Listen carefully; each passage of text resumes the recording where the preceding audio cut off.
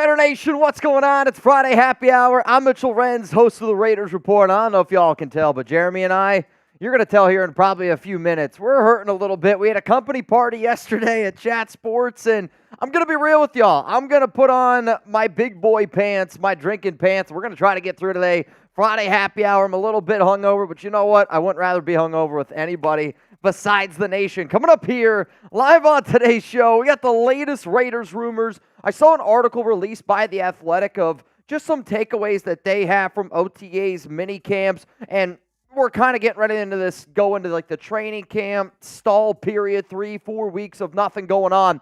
So I saw the article from The Athletic. They put out a lot of really interesting tidbits. So what I ended up doing is giving my reaction to this article. Then we're going to get into a mailbag. So I already want to get the questions going. I want to see nothing but hashtag Raiders down below. If you want to skip the line and you want to get your name in the very, very front of the mailbag, all you got to do is super chat, or you can use hashtag Raiders. I really want to try to concentrate on do a good job today. So Chugs, I'll get as many hashtag Raiders flowing on today's show. Then we got a Week 7 Madden Sim up against the Los Angeles Rams. Tough game yesterday. Dropped a heartbreaker to the Pittsburgh Steelers by 3 points. But now we got to bounce back against the Los Angeles Rams because we already know, we own L.A. We got 150 people here in the chat. Got 53 likes. If you haven't already, make sure you click that like button because Santana!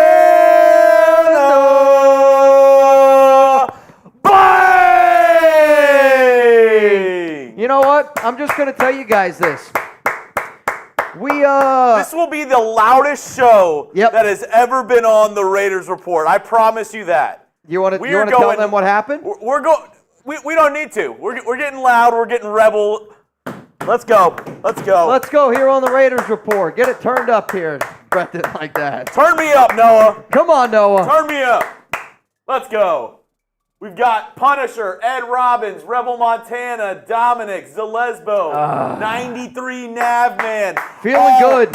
All loudly in the chat right now. Feeling loud and proud. What up, King? Juan Hernandez, Punisher, Ed Robbins. Right now, Noah Santana's the MVP of today's show. Whoever the MVP is, I'm going to rock your jersey. The next time we do a Madden Sim, which Chugs, I don't even know the next time when the Madden Sim is. I'm going to be honest with you. I believe it's next Thursday. Next Thursday? But that kind of lines up. Luckily enough, Mitchell, I actually have our Madden schedule with me right now. Oh, yeah. So this is that's a big game, too. Week 8 against the Kansas City Chiefs on Thursday. Next week, FKC week. Next week is FKC week up against the Chiefs. It's a must-win football game. So if you're not already subscribed, make sure you click that subscribe button. That game's going to be a hell of a game. Chugs, I put out a short, and I don't know if you guys saw this, but the Vegas odds right now for the Silver and Black are 6.5 wins. That is what Vegas is projecting for the Raiders to win this upcoming season. And honestly, I've seen a lot of the money come in. I've seen a lot of people think that they're going to be under. I said you should bet your house on the over on 6.5. And I'm very confident that the Raiders are going to win more than 6.5 games. My question to all of you is, how many games do you think that the Silver and Black are going to win this season? I mean, the reports have been amazing about defense. The offense, which as we suspect, has been a little bit lackluster so far. What about you? Are you still sticking on your 10 with the tie? I'm a real one. 9 and a tie? I do not waver. I'm not footwear on the beach. I don't flip-flop, okay? So I'm going 10-6-1. I'm staying at 10-6-1. That will be the Raiders' record in 2024. It will be 10-6-1. I'm sticking to it. Yeah, I got you. And I mean, I think it's one of those things. You like the beach line? That was a good one. I've actually never heard that one before. I've heard life's a beach. Mm-hmm. I'm not footwear on the beach. I don't flip-flop. Hey, I got you. We got 200 people here in the building, and I don't know if you guys know this, but yesterday we did a sub-battle against our Pittsburgh Steelers show. Shout out to everybody that showed up, especially the MVP, Ed Robbins. And Ed, your jersey will be here soon, but I was like, you know what? I got to rock a jersey for Ed. He hit the gong yesterday, got a little bit wild, so I was like, all right, this just might turn into my you ever see that old, it's like the Browns jersey of the different quarterback names and it just keeps going down? I'm going to see how many names that I can start putting on this, and I think it'd be a funny show. I don't know if at one point if we could take them off and just like see all the names that we have underneath here. I don't know. It'd be kind of fun if we ever get into this situation again. So today's Super Chat menu, because we took down the Steelers channel yesterday, every 100 likes, I got to take a bite out of a lemon. Starting. Well, we're not there yet. No, I'm starting from where? You eat a lemon from the back first. Yeah? Yeah, you got to eat it from the back. So Chugs and I had a debate, and maybe you guys can settle this debate a little bit. Is this the back of the lemon, or is that the back of the lemon? Rebel, I don't even know if Rebel's here. Rebel's been wanting us to eat a lemon whole for a while. It's been a dream of his. I'm actually curious if he's got his Kleenex and lotion ready. Rebel's ready to go, man. He's like Mr. Clean with this lemon bite. He said Punisher said the first one, the first side you showed. So that was the side that you said. That's okay. I mean, that makes sense. Punisher knows. That makes sense. So every time we get to 100 likes, I got to try to eat this entire lemon by the end of today's show. And I got to eat the whole thing, skin included. It's not going to be fun. It's going to be interesting. The way you just said skin included sounded weird. Every $5 super chat that we get on today's show, we're going to be auctioning off a boot today, which, you know, while we've been doing this show for a long time, we've had a lot of people ask, hey, Mitch, how can I get my hands on a boot? So today, if you send in a $5 super chat, we're going to do a duck race at the very end of the show. Also, $20 Venmo for a chance to win some money. We'll do that one at the end of the show as well. But for the boot raffle, $5 gets you in. Every $20 super chat we get on today's show is going to be a wheel spin, which the wheel consists of, there's jelly beans, there's some shots, there's, I think, even some exercises on there. Chugs made it. I didn't. Every hundo, we're doing a beer bong bang, and I'm going to be honest, I am a hurtin' pup. We had a lot of fun yesterday at the company party. $100 beer bong bang, as always. Once we get to 1,000, or if, you know, I'm rocking somebody's jersey, they know who it is if they're watching. They know. They know who it is if they're watching, but if we either hit 1,000 or if this person bangs, I'll do a boot. Yeah, I like it. I like it. But, Mitch, we did reach 100 likes, so I think it is time for your first bite of the lemon. I like it. Also, I want to get some questions up here. It's Friday. I want to hang out a little bit, answer some questions. So please, questions, comments, hashtag Raiders, get them going. While you're taking this bite, I'll read this super chat from Evil Mitch. Dak wants a Supermax. LOL. Guess we get Sanders. That's something interesting that maybe we talk about on a later day. Maybe I save this for the mailbag because I found it interesting with Trevor Lawrence getting $55 million a year. He's tied first with Joe Burrow for most amount of dollars paid per year in his contract. Yeah? I'll be honest, it's pretty sour. That's awful. It's a juicy lemon, man. I do. I saw some lemon juice come out of that. Some lemon what? Some lemon juice. It just squirted out. That's not what I thought you said. Yeah, it just squirted out whenever you ate it. But with Trevor Lawrence getting $55 million a year, he is the highest paid quarterback with Joe Burrow on a per year basis. What is Dak, what is Tua, and what is Jordan Love going to get in their new contract extensions? Are they going to want to push $60 million a year? Are they going to get around that $55 million a year mark? Could that affect what the Raiders want to do moving forward? Because I've been one that said I think the Raiders could make a move on Dak Prescott after this season if he does not re-sign with the Dallas Cowboys. Will this affect them? Because Trevor Lawrence getting $55 million a year, Dak is better than Trevor Lawrence. I will tell you that right now. Dak is better than Trevor Lawrence. I can't swallow it. Oh, my goodness. Venthrak, name your top 3 players who were once a Raider but are not always a Raider. It's kind of an interesting question. I guess if you're looking at this from like a career standpoint, I think Randy Moss has probably got to be on this list.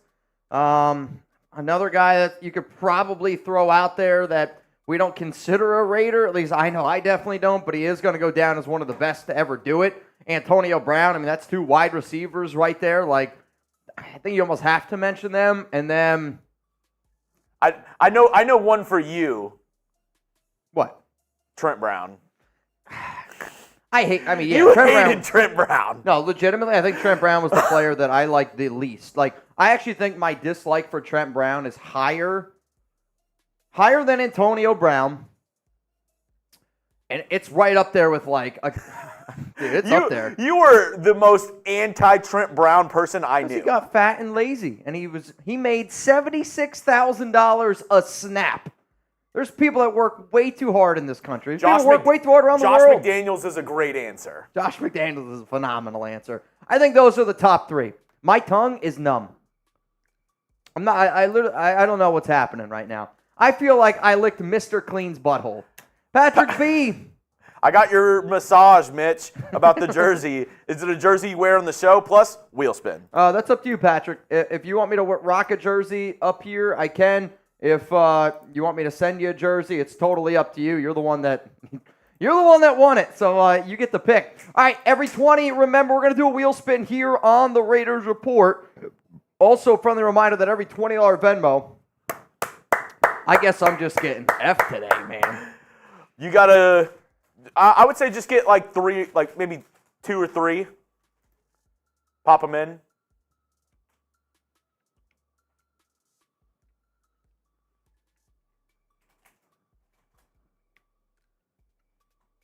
That after a lemon.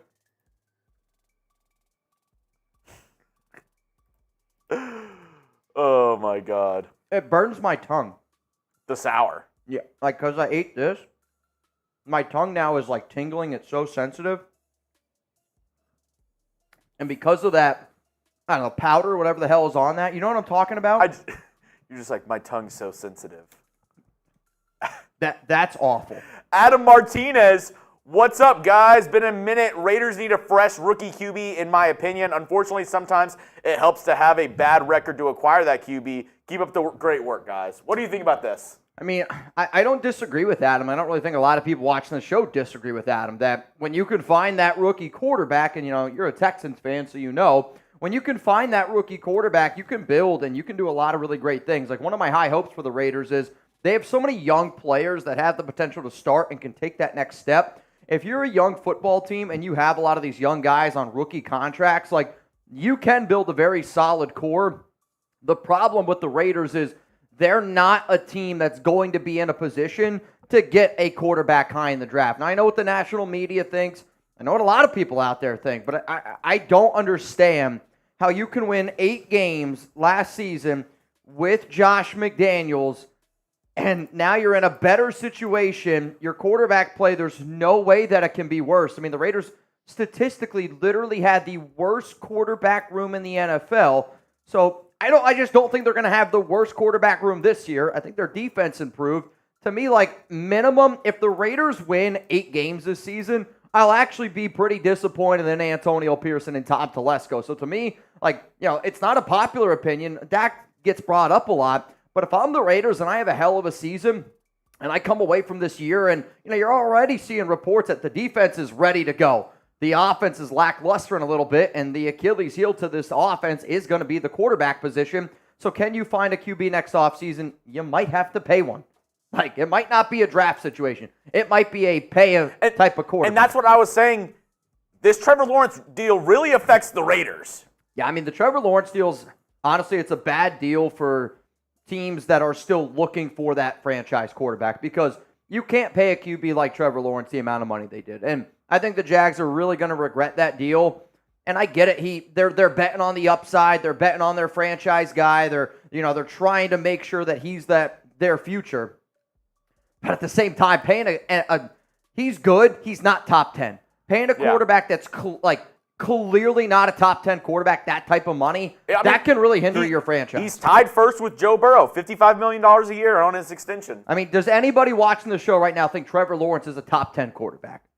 Honestly, why for yes and for no? Let me know down below. He is, I tweeted it out last night at Jeremy Chugs. Mm-hmm. I tweeted it out. He is the blonde Gardner Minshew. And the Raiders paid that same man who's getting $55 million a year, 2 years for what, 20-something million? Yeah, dude. I mean, Zonno, Gary Fake, Jose Delgado, Ed Robbins, Richard Black, Jonathan Martinez, Raider and PA. I mean, we're getting nothing but no's here. Imagine I had a Snickers bar, and then I had a Snickers bar that was in a different wrapper. Yeah. And I said, this one's $1. This one, though, it's $555. Gardner Minshew, Trevor Lawrence. I mean, like, that's what it is. I mean, that's what it is. Let's go to Eric Castro. Mitch, I don't think we ever set my jersey. I won in the raffle. E. Castro?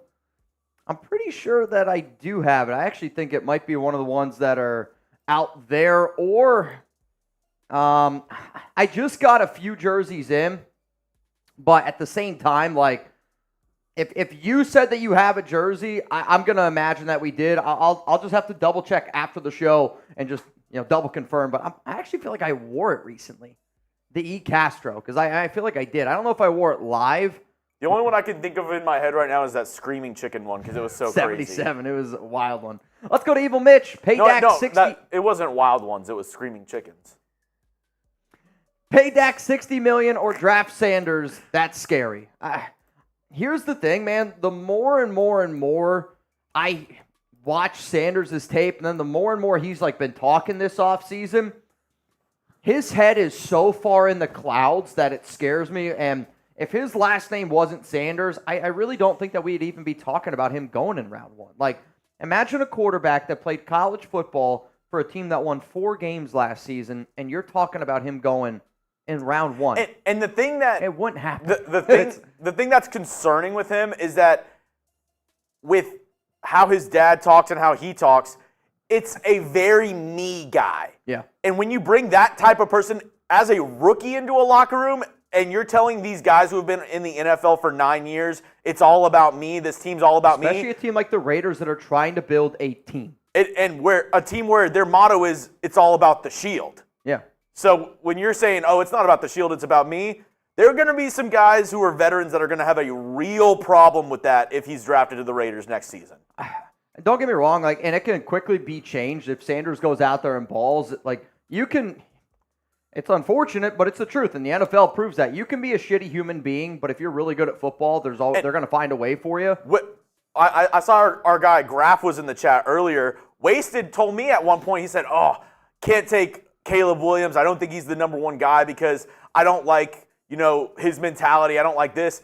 I would much rather 10 times out of 10 have a guy like Caleb Williams who's crying on the sideline because he's so upset that his team lost, rather than somebody who's flashing his watch to the opposing fans after a loss. We'll see. I see Born Free Raiders says if his father has anything to do with it, Sanders won't be a Raider. The problem is, no, his dad wants him to be a Raider. His dad named teams that he would want Shador to play for, and the Raiders were one of the top teams. It was there was 5 teams. It was the Cowboys, the Niners, the Raiders.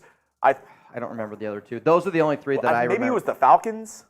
It might have been. Because it was teams in Baltimore, I think. It was teams that he's played for before. Yeah, so if I got to pick, though, from this situation, it is a very, very scary one. But you're saying pay Dak $60 million or draft Sanders. To me, I don't think that the Raiders are going to be in the top 10. So I'm actually going to say pay Dak Prescott $60 million because in my mind, if you're, let's say, around 13 again, and I think if we were all picking at 13 yet again, everybody watching the show right now would be a little bit disappointed in that. But to me, I do think that Sanders is going to go in the top 5. I think he's going to be a top 5 pick. So I'm going to sit up here and say, would you rather pay Dak Prescott $60 million or would you rather give up, let's say, 2 to 3 first-round picks for Shador Sanders? Yes, it's going to be cheaper. That is still a lot of draft capital. And yes, Dak is Dak Prescott. But if you put Dak right now on this Raiders team, I bet you their odds go from 6.5 wins to probably 10.5 wins.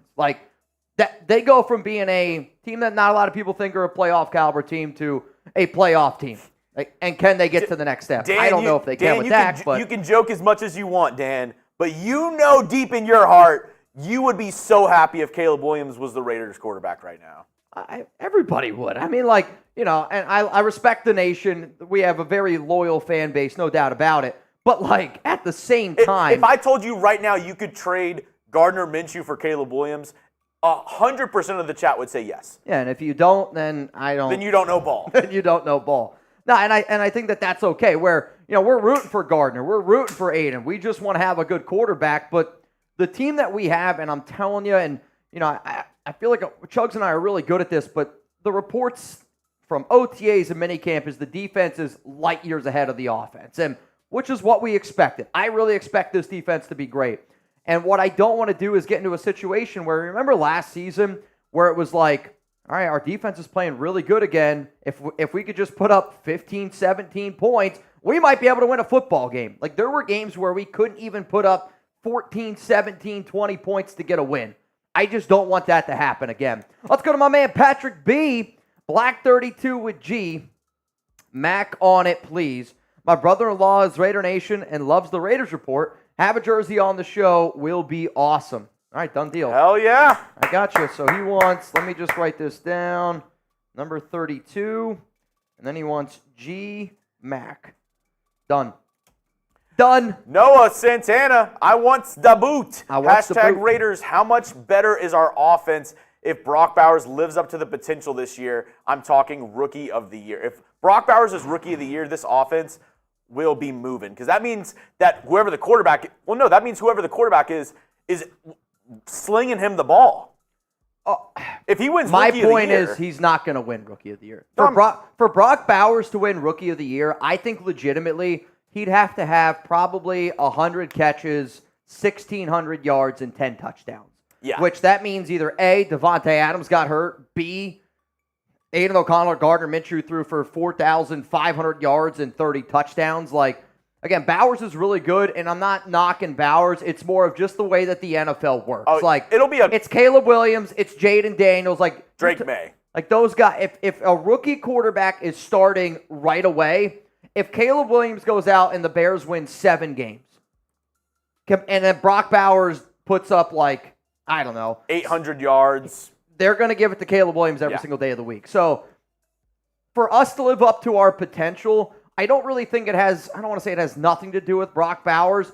And I don't even know if it's the right word is potential. It's expectation from certain Raider fans. Like, I am hoping the Raiders have a top 16 offense. Like, to me, if the Raiders have a top 16 offense, we're going to make the playoffs. What I'm worried about is due to our quarterback play, we're going to be a bottom 5 offense. Like, I think skill position players, the Raiders have really talented wide receivers. You have a really good tight end room. Your running back room scares the hell out of me. I ranked it the worst one on the Raiders roster. Your offensive line should be good. But, the only way that you're going to live up to expectations of a lot of Raider fans is if whoever's playing QB can go out there and sling the rock, help you win games, and not turn over the football like they did last season. So, again, y'all, here is our super chat menu. Shout out to my man Noah Santana, so far the only guy that has banged here so far on today's show. Also, we got a $20 Venmo. If you want to get in and win some money, I actually think that I got a few people that are in right now. It looks like, actually, no, I don't have anyone in yet. We also haven't mentioned it yet. So. Yeah, I was going to say, haven't mentioned it. As it stands right now, we're going to do 20 to get in. We'll probably do this at the very, very end of today's show. I do want to start getting, again, more of those hashtag Raiders starting to flow in here. That way, when we do get into that mailbag, we have a lot of questions going. So, Chugs, if you could, I see Jansen's got a hashtag Raiders. I see Navman's got a hashtag Raiders. Well, I do want to do a good job of getting them on. Do you want to do the mailbag first? I mean, we can. Do you guys want to do the mailbag first? How about this? We'll do the mailbag first, so start getting those questions in. But then after the mailbag, I do still want to be able to answer some hashtag Raiders. That was one thing on the Zoom call we did Wednesday. Zon, Navman was one of them too. Was they want us to do more hashtag Raiders live on the show, not just super chats, which I get. Believe me, totally get. Also, Ed Robbins,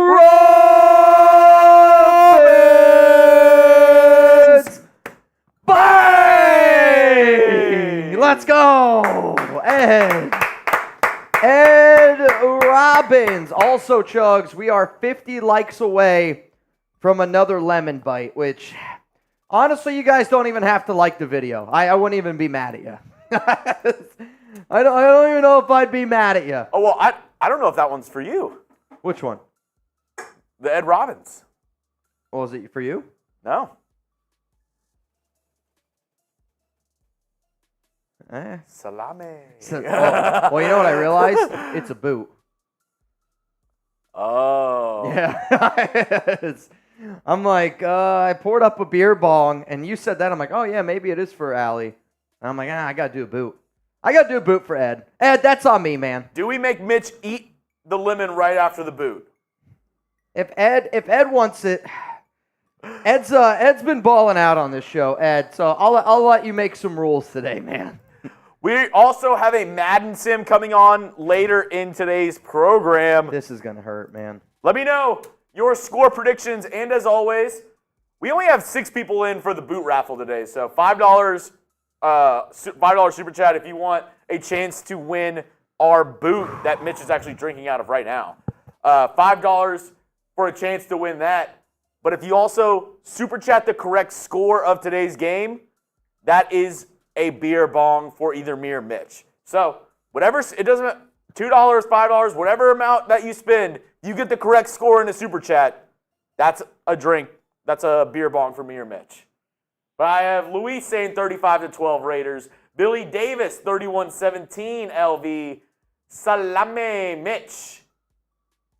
Vinthrak says, boot me. Consider yourself booted, Vinthrak. Consider yourself booted. 27-24 Raiders. I almost drowned. Senior Steve. Jake Serb says 27-20. Raider in PA says F. Schittsburg. Dude, I'm not even kidding you right now. That was tough. So Jeremy and I, the whole company, we went out for a little celebration.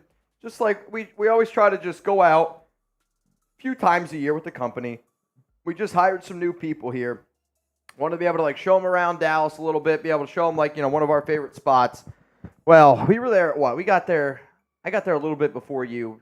We were probably there a good 3 hours, and it was 3 hours of all sorts of different kinds of drinks. There was a lot of tequila involved, and you guys know tequila is not my best friend. A lot of mixing. I woke up this morning at 7:30. Actually, I woke up the first time at 4:30. Alex had to be at work at 4:45. And the alarm went off, and I literally laughed. I'm not even kidding you. Literally laughed out loud when that alarm went off. I was like, ha! Because then I thought to myself, there's no way I have to get up, right? I'm like, oh my God, I got another 3 hours of sleep. I was very, very hungover today. Very hungover. I would say my score prediction for this game, based off of the way that this season has gone, because I believe the Rams are 3-2, and then the Raiders are 4-2 in Madden. On the road, at home, in Los Angeles, I'm going to go. I actually think I took the Rams to win this game. I don't remember. I think I took the Rams to win this game in my season prediction. Though, with a 4-2 Raiders team feeling pretty good, the reason why I picked the Raiders to lose this game originally is because they play the Chiefs next week. And I know teams don't want to look ahead, but there's got to be a part of me that wonders is when the Chiefs are on the schedule, do the Raiders look ahead? Maybe I'm looking into that too much. Give me the Raiders to win this game. I'm going to go with 24-21. And this is smart. Vinthrak says boot me. Yep. This is a smart move by James Guevara. This is a double. Yep. So now he's in for the boot. He gets in for the boot, and if he's correct, that's a drink for me or you. Lord Cameron Abbott. Bang! Well, luckily, I already had one poured up from good old Eddie boy. Country roads. Take me home to a place where I belong. Las Vegas. Nevada, Raider Nation, take me home. There we go, Mitch. There we go. Right down the hatch. Right down the hatch. I'm not kidding you. I'm already feeling it. You ever it's a pretty common thing though, right? You go out the night before, your tolerance is really low the next day. I'm already feeling it. I'm telling you right now. Art thou feeling it now, Mr. Krabs? All right, so here we go. I'm going to tell everyone who's in our duck race, and if it looks like I'm bloated, I am unbelievably bloated. Also, this jersey is a schmedium. I can't believe that I can still squeeze into this jersey. So, For those that don't know, this is actually the first Raiders jersey I ever got. And the company here at Chat Sports got me this Raiders jersey when we hit 10,000 subscribers. So, That's 10,000, Mitch. I feel like it was a long time ago. I mean, that's... Before I was here. Oh, God, yeah. Oh, God. I mean, I can remember, because this is the day that I dyed my hair gray, or I dyed my beard and my hair silver. And I was walking down Dallas, and I'll never forget this old woman. She, when she looked at me, I scared the hell out of her because I think she was just expecting like an older person. And when I turned, I think I might have been 24, 25 at the time. It scared her. Like she looked at me like I can remember her like jumping back a little bit. She's like, "This guy is a crazy person." All right, people that are in the duck race, Ed Robbins, you in? It's a Derek O'Connell jersey. Correct. Derek O'Connell Robbins jersey right now. 93, my brother is in. Noah Santana is in. I see, it looks like James Guevara is in. Charles G, you are in. And then Jason Gutierrez is also in. $20 Venmo for a chance to get in and to win right now. $60 here on the Raiders Report.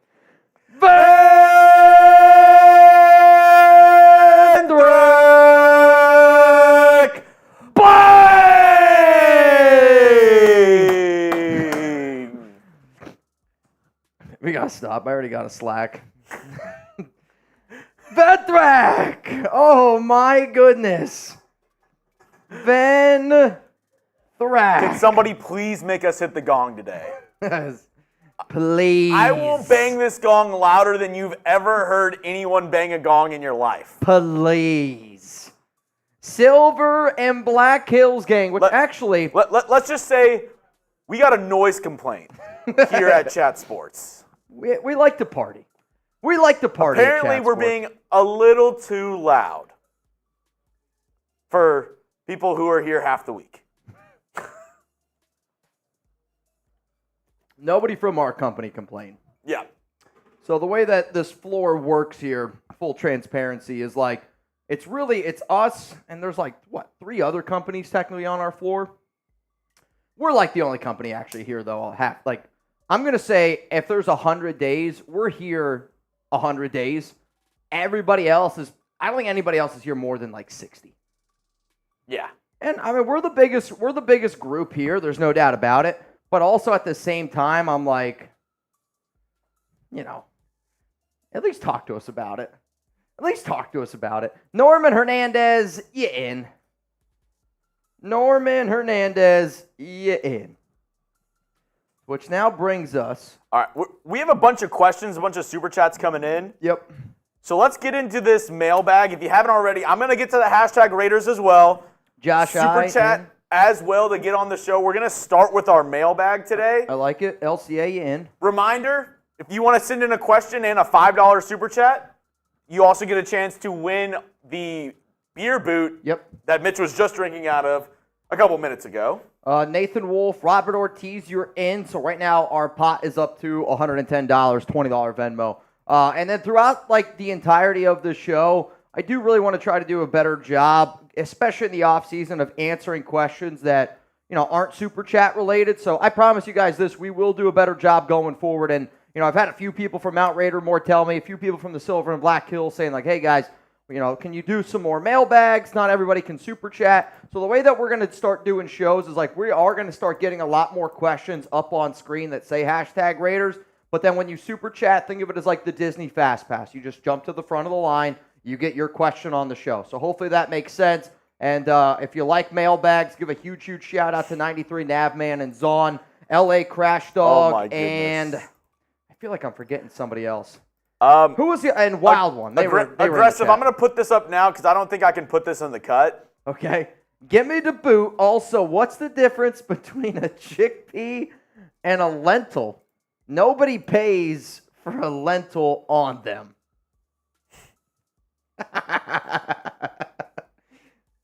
So I just want to get this straight, aggressive, which, let's be honest. If there's one person that's paying for a chick to pee on him, it's probably aggressive Master Raider, which should not surprise anybody.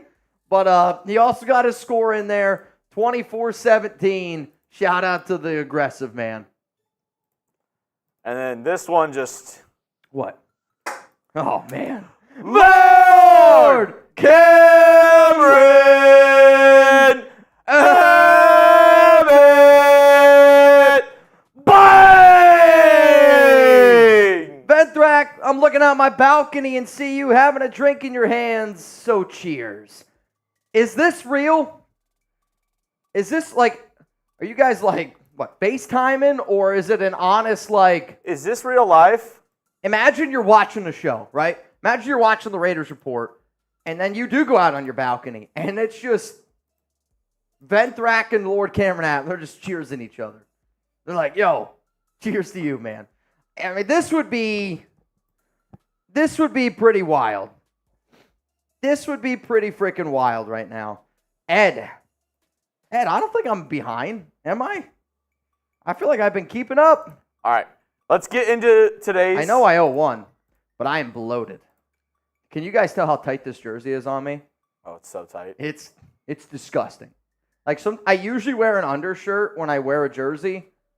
This thing is glued on me. I don't know if I'm going to get it off. Oy vey. We're going to have to cut it off me.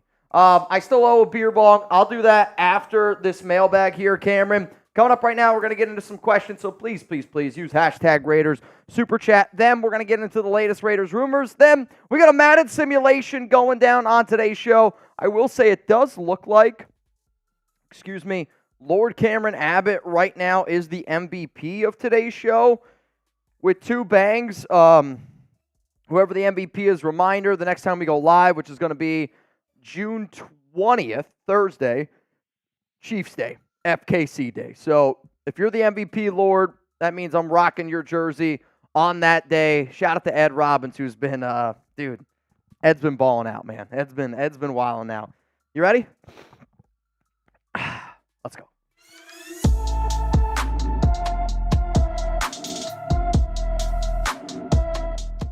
Raider Nation, what's going on? It's Mitchell Renz, your host of the Raiders Report, and it's mailbag time. If you like mailbags, well then give a major shout out to the Silver and Black Hills. Give a major shout out to David Zahn. I was talking to 93 Nabman. Who else was in that chat we had? We had LA Crash Dog, Wild One, a bunch of the OGs that were always talking. They said, Mitch, I want to see more mailbags here on this show, and this is what the Raiders Report's all about, giving you guys what you want. First question coming in here is from the evil version of me. Pay Dak $60 million or draft Shedeur Sanders. It's scary. The only reason why I'm going to say pay Dak $60 million is because I don't think that the Raiders are going to be a team that's going to be in a situation to draft Shedeur in the top 10. I am a believer that the Raiders are going to be around 9 wins. If you're around 9 wins, that means you're drafting at 15, 16. So to me, this question should say, am I going to pay Dak Prescott $60 million a year, or am I going to give up 3 first-round picks at least to go draft Shedeur Sanders? Sanders is showing a lot of immaturity to me, and I don't really believe in Dak. But if Dak's the Raiders quarterback right now, you're probably at somewhere around 10.5, 11 wins. Guaranteed playoff team. Doesn't mean, though, that I think that you're going to win a Super Bowl, because I don't think Dak's ever going to win a Super Bowl. Let's go to Johnny Black. Sanders is an average athlete, below average arm, below average height. If his name wasn't Sanders, he's a 4th rounder. I don't necessarily disagree with your statement of he's definitely overhyped. Like Chugs and I always say, if it was a quarterback that had the numbers that Shedeur did on a team that won 4 games last year on Colorado, nobody's even talking about this kid, right? Like, there's no way. I don't think that he's a 4th-round talent. I actually do think he's a little bit more talented than that. But first-round pick, top 10 pick, it's starting to get a little bit out of hand, and I need my quarterback to be a leader. Shedeur seems like a big me guy, and everything that the Raiders are building right now in their AP team comes before that name on the back of your jersey, or in my case, maybe the front. Let's go to Michael Tolbert. What's up, brother? Hey, Mitch and Chugs, which Raiders player do you think will be on the top 100 players? Devontae's a guarantee. Max was, I believe, the highest last year. I want to say Max was at number 17 last season. I'm hoping Mad Max cracks the top 10. I don't know if it's going to happen. I think it's going to happen next season once, he doesn't get as many double teams with a guy like Wilkins. I think Christian Wilkins is going to be on the top 100 list. After that, though, I think it gets a little bit dicey. I'll probably say those 3 players right there will be the only guys to get into the top 100. Colton Miller, if he stayed healthy, is a maybe for me. I'll throw in this one too, A.J. Cole. Punters don't usually make it, but he was all-pro last season. Those are my predictions. Robert, what's up, brother? So 4 more wins are worth the additional $40 million over our current quarterbacks and payroll that could be spent better elsewhere, signings, extensions, etc. I know the point that you're trying to make, and I do think that Dak is very much better than Aiden and very much better than Gardner Minshew. However, though, at the same time, I don't mind spending $40 million extra dollars in salary cap space if it makes me a guaranteed playoff team. And I do think with Dak at QB, and let's stop mentioning Dak. If you tell me I can find a quarterback of Dak's caliber and put him at the Raiders quarterback spot, that's a guaranteed playoff team to me. Which, yes, I do think that is worth the additional money because you're trying to get to the ultimate goal. And I don't think Dak's good enough to win a Super Bowl. I also don't think that Gardner or Aiden are good enough to win a Super Bowl. So I think it kind of goes hand in hand here. Let's go to Jared. You listed Ja'Cory Bennett a minicamp winner. Do you think that he starts? Well, for those that are watching this live right now, I'm actually going to talk a little bit about Ja'Cory and some of the reports that have come in with some of the camp battles going down. Ja'Cory was somebody that I didn't really get much information on, and then it was, Thursday when I was live on the show, had some people message me and be like, dude, you have to talk about Ja'Cory a little bit more. Had 2 really big interceptions at camp, is showing a little bit more confidence. Nate Hobbs talked about him in great lengths. I will say this, from what it sounds like right now, it is a battle between Brandon Faison and Ja'Cory Bennett to be that other starting outside corner next to Jack Jones, next to Nate Hobbs, also in front of Merrick and Epps in there for the safety. But Bennett, if he can take that step forward, and it's tough being a rookie in the NFL. It's tough being a rookie when your head coach is Josh McDaniels. But if Bennett can take that step forward, kind of like the step that we saw Merrick make last season and Malcolm Koonce, I get it that they're, third-year guys, but I'm thinking it more as the second year with Patrick Graham, the second year kind of with Antonio Pierce, and I have so much confidence in our defensive staff that I am hoping that they're able to take that next step forward. So how about this? I like this question a lot. Who's going to end up starting at corner this upcoming season? If we had to pick from these 2 names right here, Ja'Cory Bennett, type 0, it's his number, or Brandon Faison, type 31, it's his number. If you think it's going to be somebody else as the outside corner, maybe you think it's going to be DeCamerion Richardson, maybe you think it's going to be MJ Devonshire, maybe you think it's going to be somebody totally different, I don't know, Sam Webb. Let me know down below who starts at corner from these names right here. If I had to pick between those names right there, based on the information that I received, I will say this, it is a 50-50 shot between Ja'Cory and Brandon Faison. Based off some of the information that I've been told, they love the experience that Faison has, that he's long, he's lanky. The Raiders right now want physical, big outside corners because they think it's just going to match better with their defensive line being able to get after people. They like the upside of Ja'Cory, but if I could pick the other option, can I get me a Stephon Gilmore? Can I get an Xavier Howard and a Dory Jackson, somebody like that? I would sign up for that, man. Let's go to Matt. What up, Matt? How is Miller's shoulder and how long will he be out? I'll kind of say this in 2 fronts. I'm not going to over-panic because it is the off-season, and I think they're just taking this a little bit slow. I was told on, Tuesday, that he's going to be okay for training camp. Now, I was also told that he should be okay for mandatory minicamp, and I think they're just taking it a little bit easy.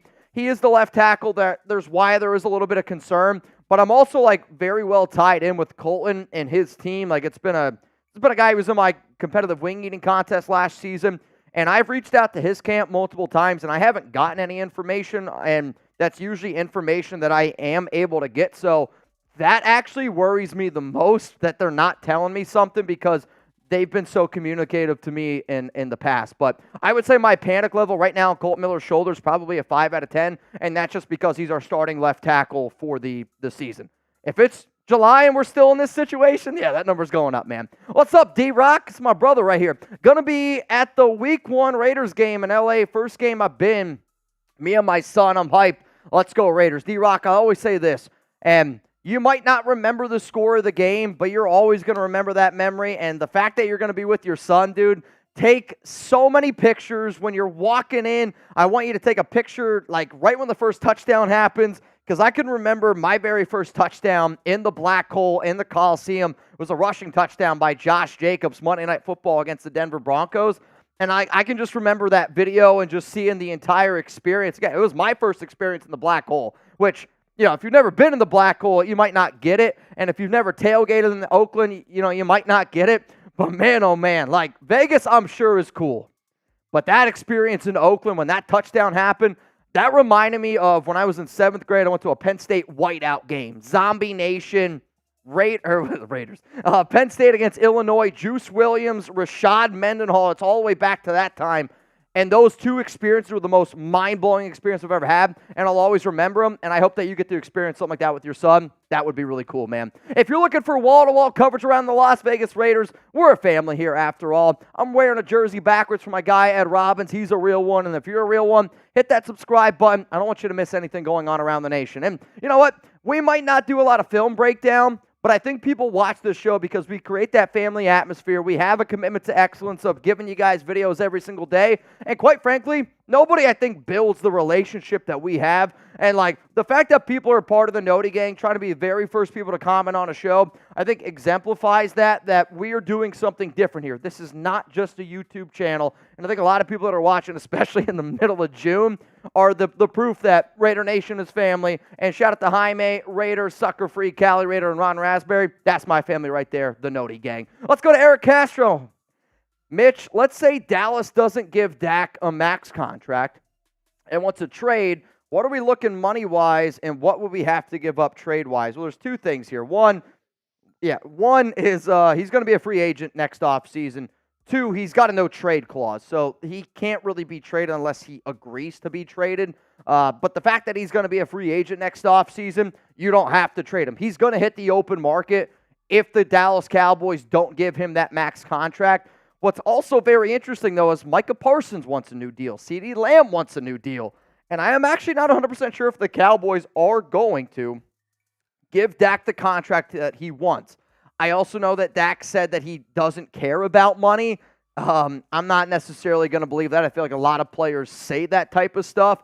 But, like, there is a part of me that wonders for a quarterback like Dak, if he were to go to a place like Las Vegas, right? A place where there's no tax, you could end up making some of that money back. And I really think if he was able to help just take a little bit less money on that contract so we could build something special, for somebody like Dak that it's like he's a very talented quarterback in the regular season but can't win in the playoffs, I almost want him to do something kind of similar to like what Matthew Stafford did, change the scenery, didn't take the biggest paycheck that he could have gotten. He backloaded it a little bit, but could Dak do something like that? Because if he wins a Super Bowl, I mean, I know y'all hate Dak right now, but let's be honest. If Dak Prescott won a Super Bowl for the Las Vegas Raiders, he goes down as being one of the best QBs we've ever had.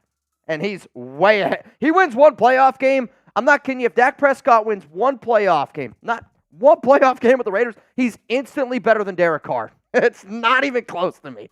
Lord, Cameron, Abbott, bang! On the hills together, so we're always next door. Love to the nation. Just built a new porch for my house, and if I could see Venthrak, there is no doubt I'd chug a boot with him. No doubt, no doubt.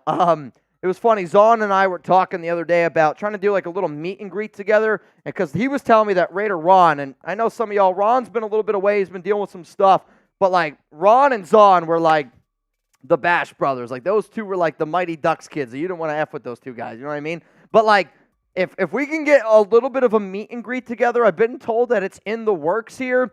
I hope that Silver and Black Hills, Mount Raider Moore, hell, people, Noti Gang, everyone. I want to do a meet and greet this summer. I know we're running out of time, but man, oh man, if anybody owns a bar or restaurant and is willing to have Chugs and I come out and have an event, please let me know. Shout out to today's MVP so far, LCA. Let's go to Juan Hernandez, my brother from another mother. What's the status on Jackson Powers Johnson? Is he good or still recovering? Based on everything I know, he's okay. I mean, he practiced for a mandatory minicamp.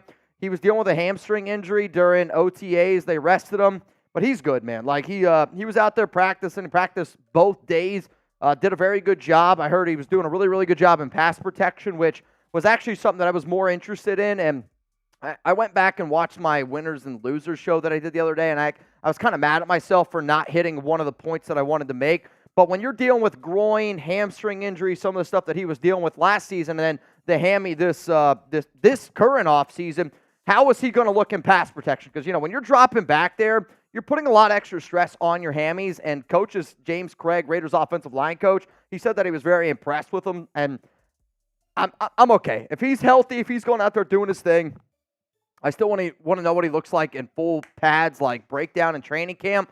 But I think he's good, man. What up, Scott? Thank you for all the nation who wished me a happy birthday. Getting drunk and puffing away. 27-17 Raiders. Thank you, Mitch and Chugs, for the content. Real one for life. Scott, you in. Happy birthday, man. That's why I think I love the nation. It's you tell somebody it's your birthday, and instantly in this show, instantly in this chat, they tell you real quick that, hey, I got your back, because that's what we are here. We're a family. Speaking of my family, David Zahn. This guy's basically the one of one in Mount Raidermore. Come on, Mitch. I'm sure Dak can win a Super Bowl. Dallas, or dollars to donuts, he owns Madden. He owns Madden?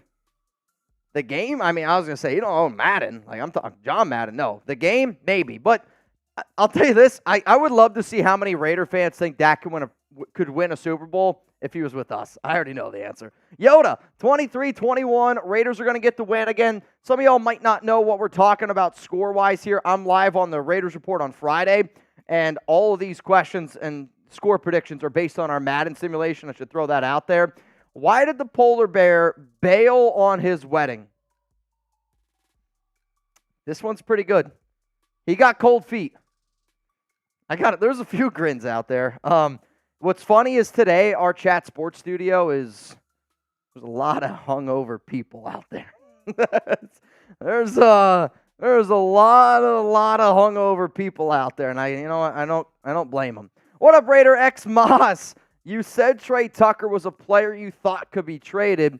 Do you still think that? Who is the most likely to be traded now? Yeah, tomato. Last week on a mailbag, somebody asked me, who do I think is the most likely player? Or that's not true. I was asked, what player do you think could be traded that would surprise a lot of people? I said Trey Tucker, and I said it because, they drafted Brock Bowers. They're going to put him in the slot. They love Devontae. They love Jacoby Myers. They signed Michael Gallup. So it was more of trying to figure out where exactly he's going to fit. And I like Trey Tucker. I said it even last week. I don't want the Raiders to trade away Tucker, but based on the moves that they made, new regime, I could see it happening.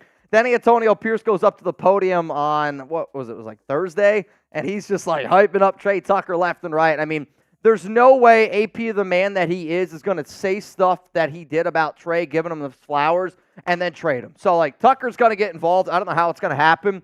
I would say now, if I'm going to get this exact same question, there is a part of me that, I'll throw out Tyree Wilson just because for the exact same reasons of old regime, he would probably have the most value. Maybe the Raiders don't think that he's going to materialize the way that they want.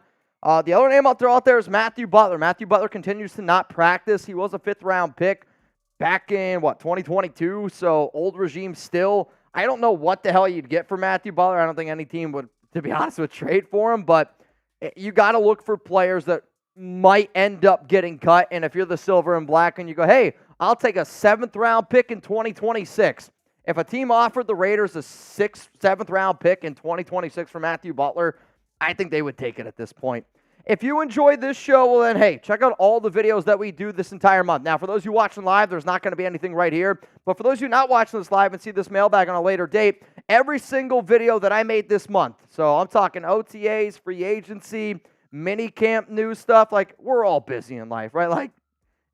There's no way that there's somebody that's watching every single one of my videos. If you are, hey, you know what? Shout out to you, man. I really appreciate it. But I also know, not everybody can see every video. So if you want to see every video that I made in the month of June, click this button right here. Let's go to my man, Navman. How many quarterbacks drafted in the top 10 have won Super Bowls in the last 15 years? This might shock you. I don't have this number off the top of my head.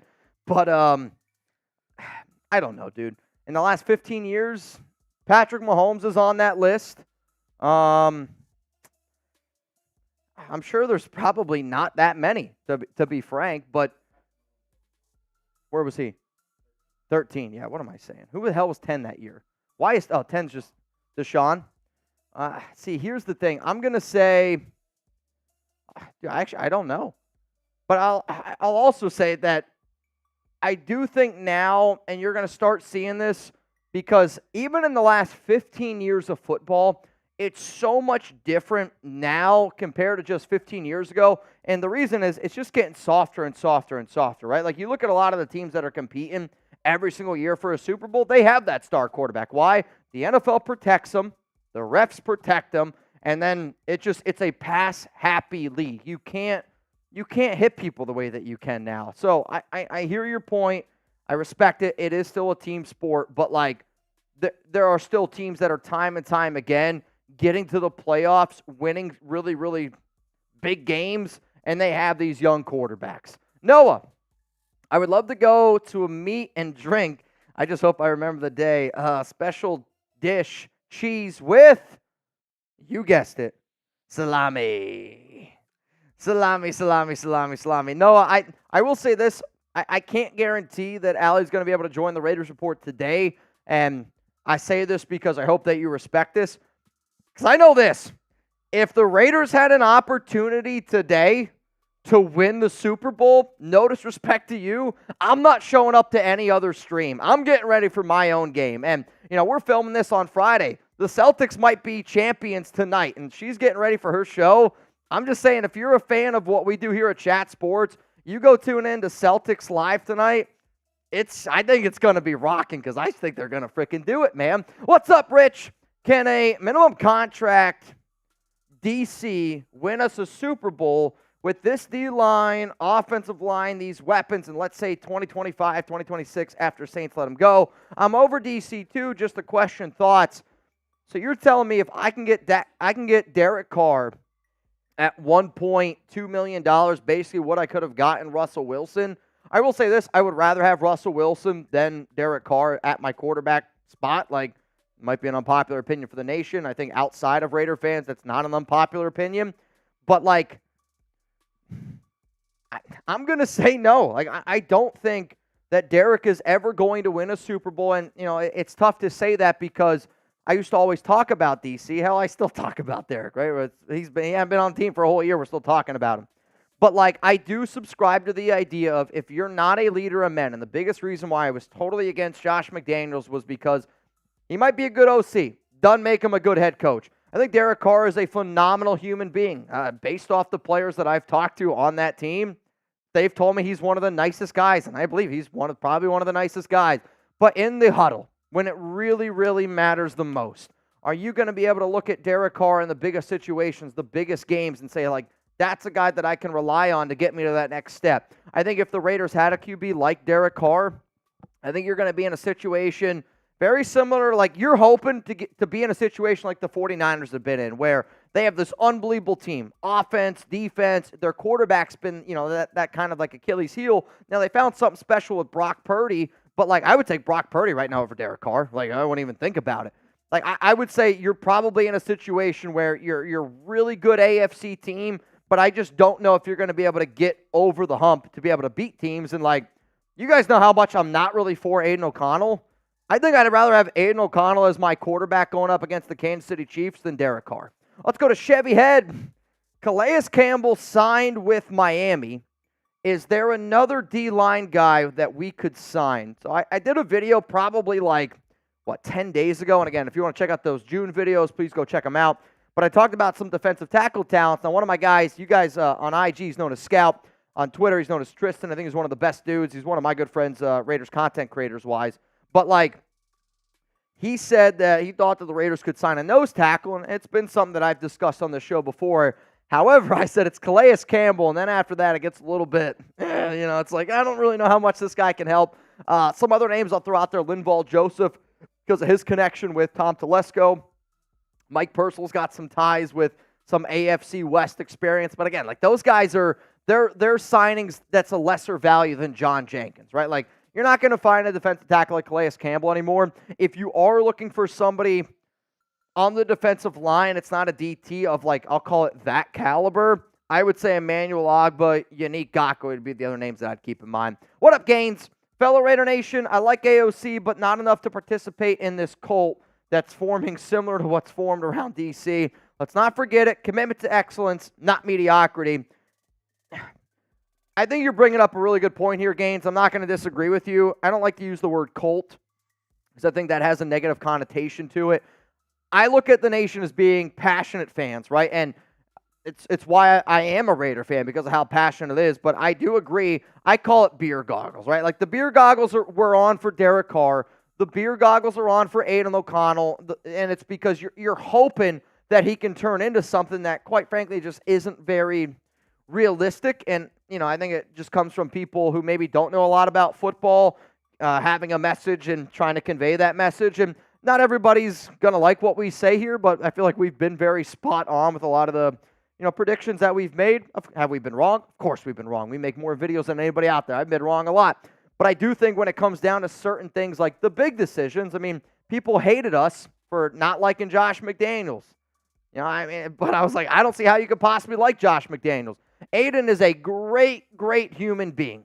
And I hope I'm wrong. In fact, I think out of all the takes that I've made, because Aiden is such like an A-plus dude, and he's just battled against so much stuff, I want to be wrong on Aiden really, really bad. Probably almost more than I wanted to be wrong with Josh McDaniels. The problem was, I was right on McDumbass. If you want more content from me, you can always follow me on Instagram. I've been trying to put a lot more videos out. Some recent videos that I have on my Instagram are, hey, you should bet your house that the Raiders are going over 6.5 games. I got a video going out that I think the Raiders could have the best defense in the NFL this season. I got one, it's like about to come out this weekend. If you want to turn, listen to this, $100 into $2,000. That sounds pretty good to me. I'm going to be dropping a video like that on my Instagram at MitchellRenz365. I said that, and even Chugs was like, it's not bad. Like $100, $2,000, doesn't sound bad. I'm making some different styles of videos for the Nation out there, so hopefully you guys enjoy it. Give me a follow, IG, Twitter, at MitchellRenz365. And as always, you always got to show your love and your flowers to the guy that makes literally the magic happen, Jeremy Chugs. Give him a follow on Twitter, at Jeremy Chugs. Shout out to all y'all for tuning into our Raiders Report show mailbag. And reminder, again, this was filmed on Friday, so if anything happens from the time that you see this till it's released, just keep it in mind. It was Friday.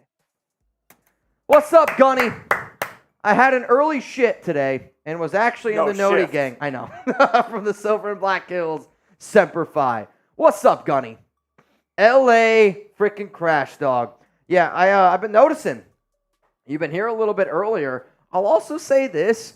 I feel like you don't look the same on Zoom compared to your picture. Like, I don't know. Maybe it's just... You think he's catfishing you? No.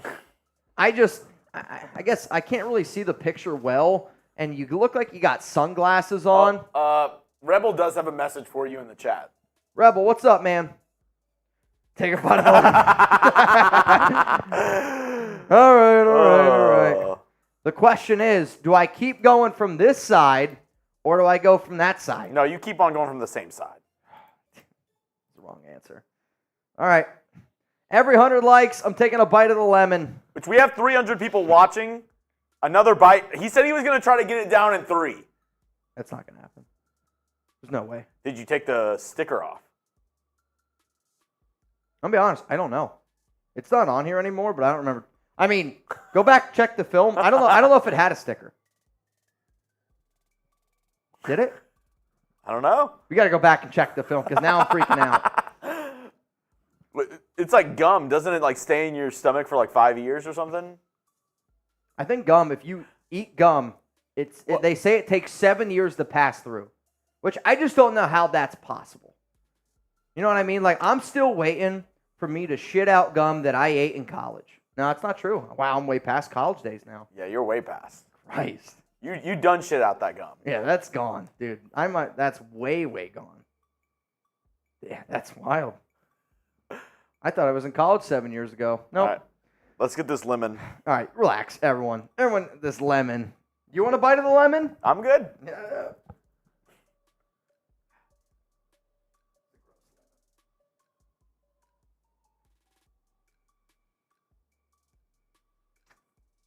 Oh, yeah. That's that sound that good makes. Can we get the chew sound?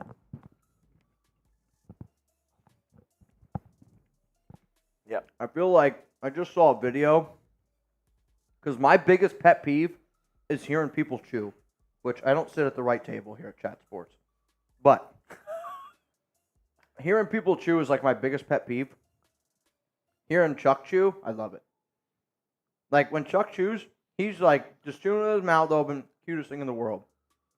People drives me nuts. There's a guy on TikTok that I follow, and I don't know, like sometimes I watch his videos, sometimes I don't, but he's like doing food reviews of these places, and he has like his mic on super heavy, so whenever he chews or eats, you hear everything. He's like,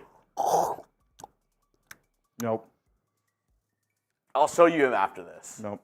You'll hate it. You'll absolutely hate it.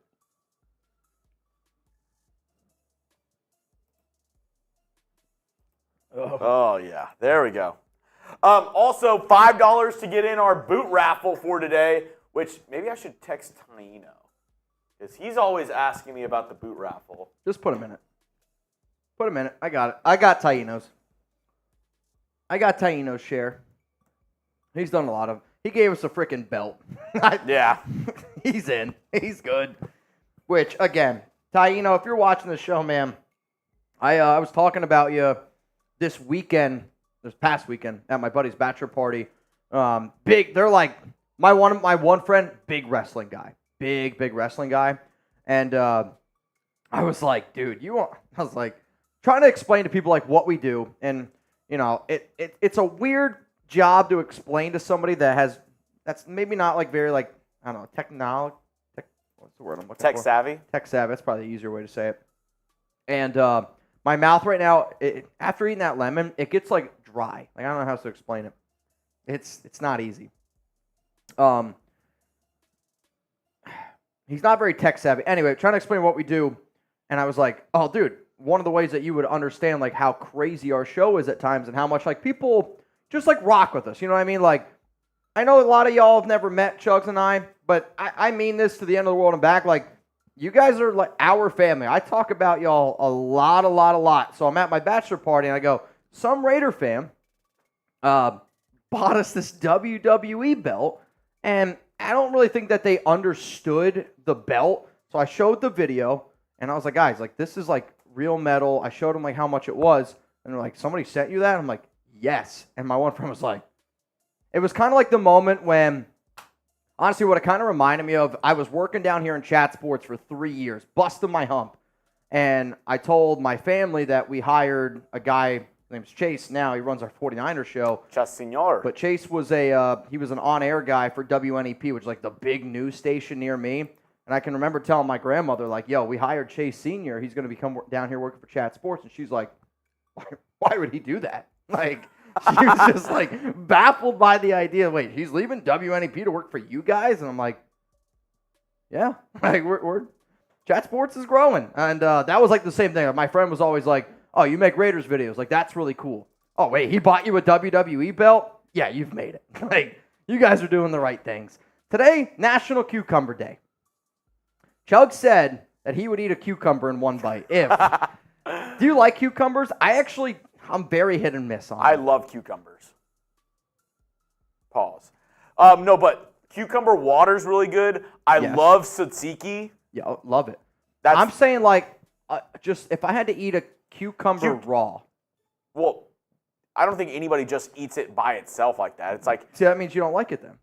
Would you eat just an onion by itself? Yes. I can eat an onion like an apple. I know it might be gross to some people, but I can literally, like as a kid growing up. Would you eat a spoonful of pepper? No. So you don't like pepper? Fair. I think it's a little different. I feel like you eat a banana plain. I like bananas. I can eat an apple plain. I like apples. Tomato, just raw tomato, just eat it. Oh, God, yeah. All right. Purple onion? Yeah. Dude, when I was a kid. Potato. Just a bite out of a potato. Non-cooked? Yeah. It's different. Cooked potato. Like you don't eat a raw potato. Like when I was a kid growing up, I'm not kidding you, we had onions in the ground. I would pull them out of the ground, eat them, and then I'd keep pulling weeds. Like that's what we did. I grew up in the middle of nowhere. I know it might not look it. And Alex always makes fun of me because I'm not somebody that looks like I grew up in a country setting at all. I grew up on a farm, man. I grew up working on a farm. Onions. If I had to guess anybody that grew up on a farm in this office, I would have guessed Cullen. Oh, there's no doubt. I've worked on a farm, and I would still vote for Cullen. Cullen looks like he gives the horses a break, and he's the one that pushes the wagon. I'm not, dude. Cullen looks like he bays hell. Wait. I can't even say it. Bales hay. There we go. Bales hay. I mean, he is built like a bowling ball. Cullen's a thick dude. I think the worst person to put on a farm in this office, in all honesty, would probably be Smitty. And I say that because he can't see. He would be a hazard on a farm. Thanks for your deep and in-depth analysis. I mean, it's fair. He's a hazard. He's a hazard on a farm, dude. Smitty has vision problems. That's who I pick. I mean, I think that's fair.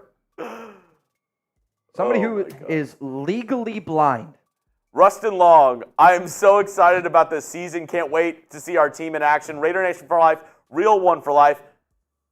Toot it and boot it. Toot it and boot it. All right, how much for me to fart in a boot and then for you to drink it? $0. $0. That's it. I'm not doing it. Let's get it done. Salami. Lord. All right, gum passes like normal 1 to 2 days later, but if it stays in your stomach, it can last 7 years. That's a fib, they say to you. I feel like this is somebody who eats gum all the time. I mean, I definitely went through a phase that I ate gum. Like, swallowed it? Mm-hmm. I'm going to, so in high school, when I was a sophomore, we were then allowed to start chewing gum in high school. Like, studies came out that it made you smarter, and our teachers were like, we should allow them to chew gum. The bottom of the desks never recovered. Well, that was that was a big rule where if it was found under a desk, nobody in the entire school then was allowed to chew gum. I'll actually give our kids credit, my students credit. Your students? Classmates. Yeah. People didn't really do it because of the repercussions. Like, we wanted to chew gum. But in middle school, if you got caught with gum in your mouth, you got detention. So I can remember in middle school, I'm chewing gum, and if I thought a teacher was coming over, gone. So I would eat I'd probably eat like 10 sticks of gum a day. But I wanted to chew gum. Oh my God. Yeah. Dude. It's still in there. Maybe, but I'm pretty sure. You ever had poopery? That's what it was like. I didn't even need it. It's just mint. You were farting bubbles. That was mint. Spearmint, Trident. You know what pack of gum I got over there? Same thing. Chugs, dice up a raw cucumber with a red bell pepper, tomato, pepperoni, and fresh mozzarella pearls. Add oil, salt, pepper, oregano. My fave snack and healthy. That sounds bomb. That sounds really good. Salt, pepper, oregano. That does sound really good. I will say this. I do like cucumber. So when Alex's family makes it, they use a lot of lime. Like, I'm talking drench it in lime, a little bit of salt. I'm a slut for tahini anymore. A little bit of tahini, some pepper. Do you know what That's what I like now. I really liked. I got it at the last time me and Danny got Chinese takeout food. Cucumber salad. Have you ever had that? Cucumber salad? Yes. So it's basically like just chopped up cucumbers. This one also is from a while ago from Lord Cameron Abbott. That's on me. Chopped up cucumbers in there in like a sauce, and it's like with like a spicy like soy sauce in there, and they let it kind of like marinate, like almost like a pickle, but it's like a spicy Asian pickle. Mm-hmm. Really good. Honestly, you say spicy Asian, I'm in. All right. Alex, I hope you're not watching. Food. That's food. The food. I meant the food. Rick Raider, boot me. The food. Boot me for Rick Raider. Again, if you don't know, we're giving away a boot today. $5 super chat to get in our boot raffle. Every 20, we're doing a wheel spin. Every hundo is a beer bong bang, which I think I might be a few behind. I don't know. I'm going to do my best I can. I try to be very honest with y'all. Allie did say she would come on, but under only one condition. which I don't know if What's the condition? her conditioning was that if she appears on the show today, Okay. that Raider Nation has to show up at her watch party later on for the Celtics NBA Finals Game 4. I mean, that's up to y'all. Ed watches both shows probably the most. If Allie came on the show and did a beer boot, or not a beer boot, a beer bong. If she came on the show and did a beer bong, would y'all show up to her watch party later on? Ed Robbins Why for said, yes and for no? done. Let me know. She's on. That's pretty funny. That's pretty funny. But now, hey, Ed Robbins says done. Gage says done.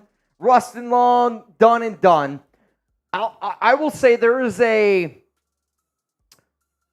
chance that I might be on Celtics Live tonight. If they win tonight, there's a good chance that I'm coming into the studio and we're partying. LA Crash Dog says always there for Allie. There is a good chance tonight if they win it all that Alex and I might be coming to the stew, getting a little bit wild. Allie just gave me the link to her live show. If y'all want to put it in another tab, Yep. if you want to go ahead, if you're on your computer, just go ahead and right-click it, open new tab, just have that open on the side. So once you're done with this, you can just switch tabs and go over to her live stream. Good luck to you. Good luck to you. I hope the Celtics, I'm going to be honest, I don't want the Celtics to win tonight. I really don't, man. Game 7. I want Game 7 for two reasons. One, the Smitty meltdown in a Game 7 might cure blindness. Two, Coop would get his hopes up again. And let's be real, if it goes to Game 7, Celtics are winning. I think if it got this, I think the Celtics would let him back in and then crush their dreams. Lord Cameron Abbott. You need lemon pepper Venthrak. Is that like McCormick's lemon pepper? Lemon pepper Venthrak. Dude, lemon pepper on some chicken. Actually, you know what I like lemon pepper on? Seafood. Yeah. Like, if I'm going to cook shrimp, I love Old Bay. I love Old Bay. Then I'd probably go lemon pepper after that. Like, if I'm going to make like a whitefish, I'll probably go with a lemon and pepper. It actually sounds pretty good. I don't even know the last time I had that. Sounds pretty damn good. All right, coming up here next on the Raiders Report, we're going to talk a little bit about some Raiders rumors.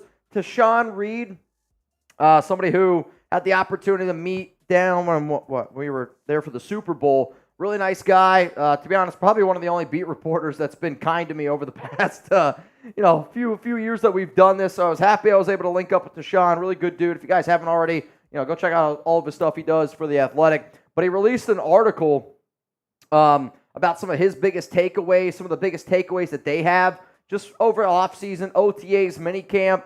And, Jugs and I aren't there. I'm not afraid to admit that, but we do still have a lot of connections to the team. So what I wanted to be able to do today is kind of go through all the notes that Tashawn and The Athletic had from this offseason, give you guys my breakdown, my 2 cents on it, and that's what we got coming up here on today's show. So we're going to do that, and then we got a whole Madden sim left to do. So put those pants on, baby. It's going to be a long day. We got a lot of people, 300 people here in the building? If you haven't already, make sure you guys click that like button. And again, if you want a chance to win a little bit of money, we are doing a 50-50 raffle. $20 to get in, which the last name that I see in is Norman Hernandez. You in. LA Crash Dog is in. This is a new one. Blanca. I've never seen Blanca before, so Blanca, I'm rooting for you. And Blanca. And then Dungeon Fitness. You in. So right now it'd be $20 Venmo. You would win $150 here on the Raiders Report. You ready? Y'all ready? Coming up here on the show, let's get into the latest rumors from The Athletic. Raider Nation, what's going on? It's Mitchell Renz here, host of the Raiders Report, and coming up on today's show, I'm going to be reacting to an article released by The Athletic, and it was the biggest takeaways from Raiders minicamp and OTAs. It's officially the offseason here for the Raiders, and we're looking forward to training camp, but I still want to be able to get more notes, and I'm a very transparent person. I'm not at Raiders practice. So when I saw Tashawn Reed from The Athletic release an article about some of his takeaways from him being at practice, I wanted to be able to sit back and go, you know what? I want to see what he has to say because there's some really interesting stuff in this, but I also wanted to be able to give my opinion because I don't agree with everything that Tashawn said. I don't agree with everything that The Athletic said, and that's okay, but I still wanted to be able to give my opinion because there's a lot of really, really interesting stuff that comes from this video right here. So if you appreciate Free Raiders videos every single day, I want you to click that like button. And if you don't click that like button, then the Chiefs might win their 3rd straight Super Bowl. So here's the thing. You like free content? Click that like button. If you don't click it, in my book, you're rooting for the Chiefs to go 3 straight Super Bowls. My eyes, I'm looking at all of y'all. So here's what The Athletic did. They released an article about 5 things that they learned from OTAs and minicamp, and the first thing that they said was that the quarterback situation for the Raiders is concerning. And the way that I'm going to do this is I'm just going to roll through all the quotes that Tashawn has, and then I'm going to give my 2 cents on them. So here we go. Tashawn Reed, both Aiden O'Connell and Gardner Minshew struggled during OTAs. They split snaps with the first string fairly evenly, but neither found much success during the practices that were open to reporters. The quarterback and the rest of the offense are still in the early stages of getting comfortable in coordinator Luke Getsy's offense. Understandably, there have been some growing pains, but it's still troubling that neither O'Connell nor Minshew displayed much progress results-wise by the end of OTAs. Both quarterbacks struggled to push the ball downfield, had too many off-target throws, and frequently put the ball in harm's way. The Raiders will need better than that to avoid the offense being a liability yet again. The good news is there's still plenty of time for O'Connell and Minshew to get better in training camp before the season arrives. And, here's the honest opinion of everything that he had to say there. I expected, and I think most, I'll call them rational Raider fans, I want O'Connell to do well. I want Gardner to do well. But, if you were to tell me, put my money where my mouth is, if I'm actually going to bet on something, I'm going to bet on the fact that the Achilles heel this season for the Raiders is going to be the quarterback room. I believe in the defense, and maybe that's part of the reasons why the offense struggled a little bit. It is still early. I don't think that there's really a necessity to hit that panic button, but the Raiders need to pick the quarterback between AOC and Gardner that takes care of the football the best. You need to be able to rely on your defense. I want the QB that even if you told me I can get Gardner Minshew for 24 touchdowns, but he's throwing 15 interceptions, or I can get Aiden O'Connell that's throwing for, 20 touchdowns and he only turns the ball over 4 or 5 times.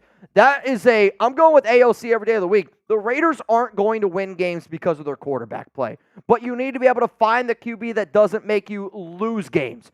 Take care of the football, rely on this great defense. That's how this team's going to win games here. So let's talk about it. Be honest with me. It's going to be the pinned comment here on today's show. I want you to scroll on down because you're about to get it with the YouTube ad break and give me that honest answer. Your confidence level in the Raiders quarterback room, scale it from 1 to 10. 1, it's the worst quarterback room in the National Football League. 10, it's the best quarterback room in the National Football League. My answer to this is a 3. I don't have a lot of confidence in AOC. I don't have a lot of confidence in Gardner Minshew. But it's also because you have to add everything else into that equation. You got a brand new offensive line coach. You have totally new running backs. You have a brand new offensive coordinator. And when you add all of that stuff together on top of a quarterback coach and Rich Scangarillo that I don't really trust all that much, that's why I don't have a lot of confidence in this quarterback room. But man, oh man, I hope that they prove me wrong. Let's go to number 2 here of what the Athletic learned from the off-season practices that have gone down. There is no edge in the cornerback room. So some of you are like, what do you mean, no edge in the cornerback room? Basically what the reports are that, the Raiders know that their defense is going to be good, but who's going to be that next corner that steps up and can play next to Jack Jones and Nate Hobbs? Here's what Reed had to say. The Raiders defense returns 9 starters and adds another one in defensive tackle Christian Wilkins, which leaves outside cornerback as the lone unsettled spot on that side of the ball. Throughout OTAs, Brandon Faison and Jacorian Bennett rotated in with the starters. Faison has a sizable advantage in experience. He's going into his 7th season while Bennett is heading into his 2nd and received more first-team reps in practices open to reporters. Faison isn't a dynamic athlete, but his length, 6'2", sharp technique, and clean footwork hold up well in coverage. Bennett is more of a gambler who relies on his speed and athleticism. He doesn't hesitate to take an opportunity to make plays on the ball. They were both solid throughout OTAs. Now, I will say this. I expected that it would be between Jacorian Bennett and Brandon Faison. I gave the advantage to Jacorian just because I believe that he has the higher upside. But you could see a situation that, the Raiders can cut Faison and they can save $2.6 million. Maybe it's a reason that they haven't done it yet is because they want somebody that doesn't want to gamble. Like, they believe in their defensive line. And if you have somebody out there doing solid technique, not getting beat deep, that kind of fits the mold of a Patrick Graham defense, a little bit more of the bend but don't break, where Jacorian, we saw last year, gambled and he got burned a lot. I do still think it's early for Richardson and Devonshire, who, both have done pretty well. I know that, MJ Devonshire had an interception on practice, I want to say on Wednesday during minicamp.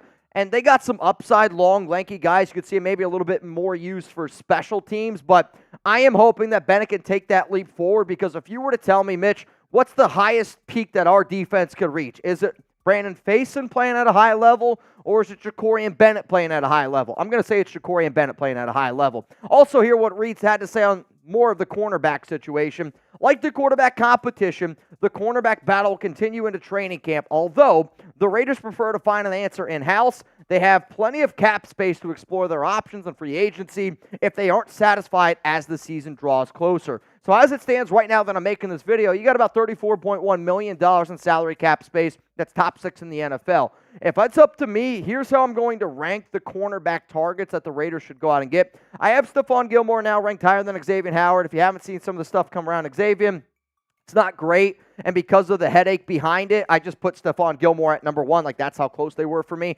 Then there is a little bit of a tier break. Adoree Jackson had a career year back in 2021 with Patrick Graham. Patrick Peterson played with Raiders safety coach Gerald Alexander last season, and Peterson, yes, is still listed as a corner, but I think that he could be a little bit of a hybrid veteran at age 34. And then I'm going to go with Keon Crossan. If I got to throw another name in here, he's been with the Miami Dolphins, so he does actually have some relatability, if you will, with some of these guys from Miami over the last 2 seasons. But then also, he was a corner in 2021 with the New York Giants with Patrick Graham. So, these are clearly the best 4. If I had to pick a sleeper option that has connections with our coaches, I'm going to go with Keon Crossan. If the Raiders sign one of those corners, I promise you this, Chugs and I, we're going to be going live here on the Raiders Report. So anytime that you see breaking news happens, I want there to be 2 things in your mind. The first thing is I want you to celebrate, because when the Raiders bring somebody in, that's what I do. I'm like, all right, man, let's have a good time. Let's party. It means I get to hang out with the nation. The second thing that you need to do is make sure you tune in when we go live here on the show. And you know what? F it. 3, if you're not subscribed, that's the third thing that you need to do. When the Raiders do breaking news, there's nobody that covers it like we do. There's nobody parties like the Raiders Report. Let's go to number 3 here for what the Athletic learned, that the offensive line is settled. And, this has been one that I feel like every time the offensive line gets brought up, in the back of my mind, I just keep saying over and over, Mitch, you don't always have to say that we predicted it right, but I knew what it was. I knew what the Raiders' offensive line was the moment that Jackson Powers-Johnson ended up getting drafted, and not everybody said that he was going to play left guard. We knew right away, right? And that's going to be part of it. I will say this, though. People are busy. We're making a lot of content. If you want to check out all of our videos from June, you can click this button right here. I'll put a link in there. I know people watching live won't see anything. For everybody that's not watching this video live, you can click that link. Or if you are watching this live, that link's going to be available to you all down in the comments and in the description of today's show. When I tell you we put out 1 to 2 videos every single day, it's the God honest truth. So go to chatsports.com/RaidersJune 2024 to see every video that I made this month. So let's get in here what Tashawn had to say about the Raiders' offensive line situation, which not going to come much as a surprise to a lot of y'all. Left tackle Colt Miller didn't practice during OTAs as he continues to recover from offseason shoulder surgery, but he'll undoubtedly return to the starting lineup once he's healthy. At that point, the starting lineup will be Colton Miller, Jackson Powers-Johnson, Andre James, Dylan Parham, and then Thayer Munford. Then Andres Pete will serve as a versatile backup who can play both tackle and guard positions. He's going to be on the left side. That's what Antonio Pierce said. And veteran guard Cody Whitehair will provide more insurance on the interior. It's hard to evaluate play in the trenches until pads come on in training camp, but offensive line coach James Craig has already been impressed with the group. It was a challenge to learn the wide zone blocking scheme, but the players got the hang of it by the end of OTAs. And during OTAs, during minicamp, you're not going to see a lot of stuff with the offensive line and defensive line because the guys aren't really being all that physical. In training camp, you're going to see a little bit more of that zone blocking. And because of the zone blocking, I am actually very curious to see what the Raiders do at quarterback, because I do think the more mobile quarterback, the QB that can do more play action, that can move a little bit more, is the better fit in a Getsy offense, which is one of the reasons why I am betting on Gardner Minshew to win this battle. But I knew that the Raiders' offensive line was going to be JPJ when he was going to be on the left side. Really hoping Colton Miller and that shoulder injury is going to be okay by training camp. Fingers crossed on that one. But I do think that this offensive line is much better than what people are going to give it credit for. And, I thought that people were even a little bit tough on him last season. The offensive line this year is going to be better than what it was last season. Let's go to number 4 here for what The Athletic had learned, that the young core is on the rise. And, there's a lot of fans out there, myself included. We're sitting right now with about $34.1 million in salary cap space, and we're going, are they going to sign somebody? Like, what? Are they going to make another move? Are we going to add anybody? And I think the reason why they haven't done it yet, and it was something that I talked about right after the draft, was I could see the Raiders not really adding a lot of talent during minicamp, during OTAs, because they want to evaluate that talent as much as they possibly can. And then right before training camp, you could see them add somebody. But this Raiders team has very, very high hopes for the young players. The Raiders have 11 projected starters who are still on their rookie contracts. Zamir White, Trey Tucker, Brock Bowers, Jackson Powers-Johnson, Dylan Parham, Thayer Munford, Malcolm Kuntz, Divine Diablo, Jack Jones, Nate Hobbs, and safety Trevon Merrick. If Aiden O'Connell and Jacorian Bennett win their respective position battles, they'll join that list. Additionally, the coaching staff expects significant contributions from other rookie scale backups such as tight end Michael Mayer and defensive end Tyree Wilson. Now, I know that they're calling them backups. I know Bowers was drafted as a tight end, but I'm telling you all right now, I fully expect Bowers to take more snaps out of the slot, and I actually think that Mayer is going to take more snaps at tight end than Bowers ends up taking at tight end. So, the young core is on the rise. He's not wrong in that, and the Raiders do have a very good young core, and this is how great teams are made. When you have potentially 14 starters, the Raiders are going to have potentially 14 starters this season on rookie deals. There's a lot of really good names in that list. And when you have such a young team, you need a coach like Antonio Pierce, a coach that, fires you up, gives you confidence, and especially the confidence, but also allows you to go out there and have fun. It's important to be a businessman, right? Brock Bowers is a businessman, man. But it's also important to go out there and have fun, because that's when a rookie, especially a young guy getting thrown a lot of things at him, is more of a sponge and can absorb as much information as humanly possible. Speaking of Brock Bowers, if anybody wants a Raiders jersey, go to chatsports.com/Raiders jerseys. For those of you that are watching this video live right now, the last time that I checked, these jerseys are usually about $130, which the Bowers one is $130. Devontae, $74.99. It's pretty good, right? Chatsports.com/Raiders jerseys. The Max Crosby jersey, I actually think it's $99. That one's also on sale. But there's jersey deals. We have hundreds and hundreds of jerseys available. I know that when I'm making this, it's not Father's Day yet. Hey, if you're a dad and you're like, I didn't get myself anything, there you go. Chatsports.com/Raiders jerseys. The season's right around the corner, and I want to make sure that you guys aren't wearing a jersey. Ed, I love you, but you can do a better jersey than this. Ed, we're going to get you a better one.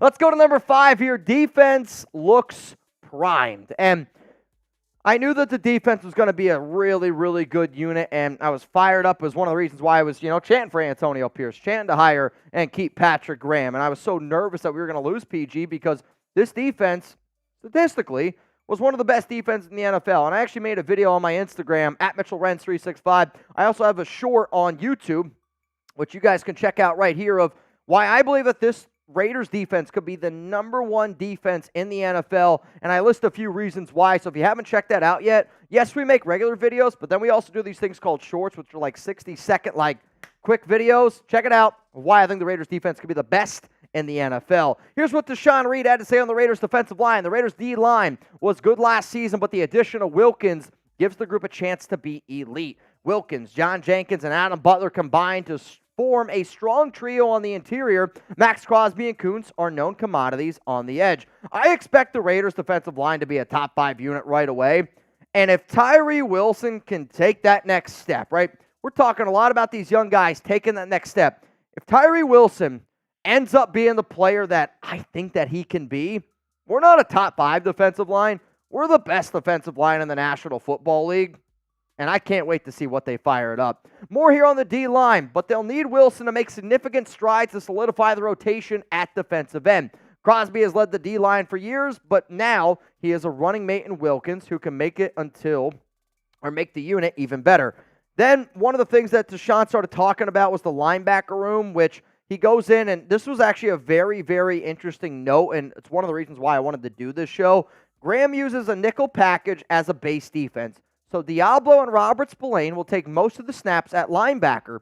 The Raiders view Luke Masterson as a third starting caliber linebacker and believe rookie Tommy Eichenberg can grow into a fourth. It looks to be a deep group. And I do think that it's going to be a deep group. But what I'm very interested in that is Deshaun is reporting that the Raiders view Luke Masterson as the third linebacker.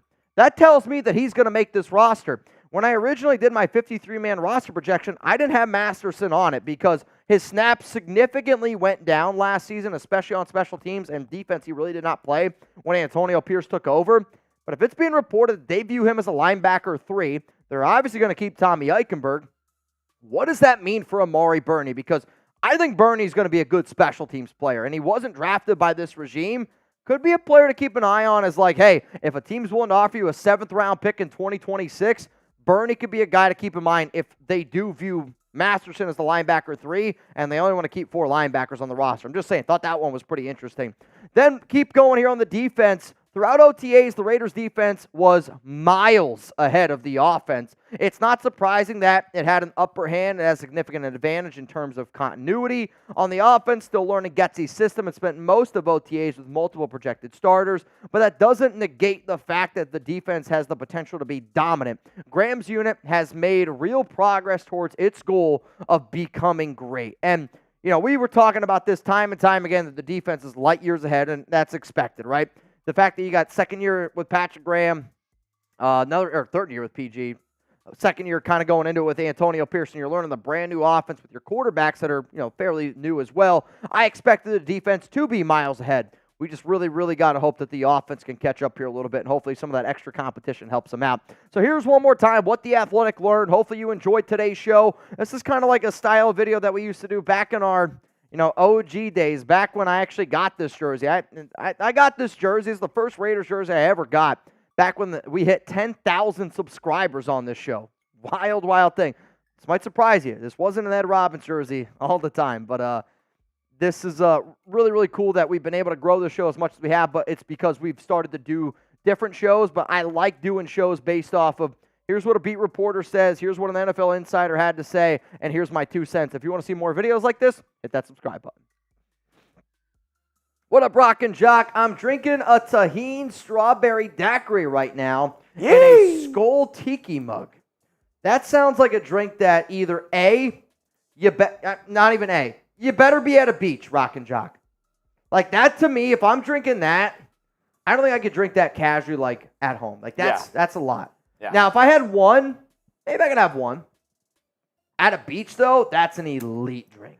So before we get into our elite drink, Madden stream, just a quick reminder of the Super Chat menu.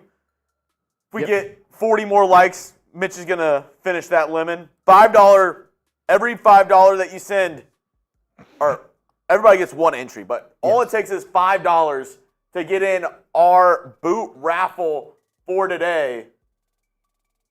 Ed Robbins said, I don't do it for the jersey, but I do it for all you guys in the nation. So he hit the gong yesterday, and Ed told me that he wants to donate his jersey to the nation so somebody can get one. One. Ed, that's the definition of a real one. That's the definition of why I think this show is amazing.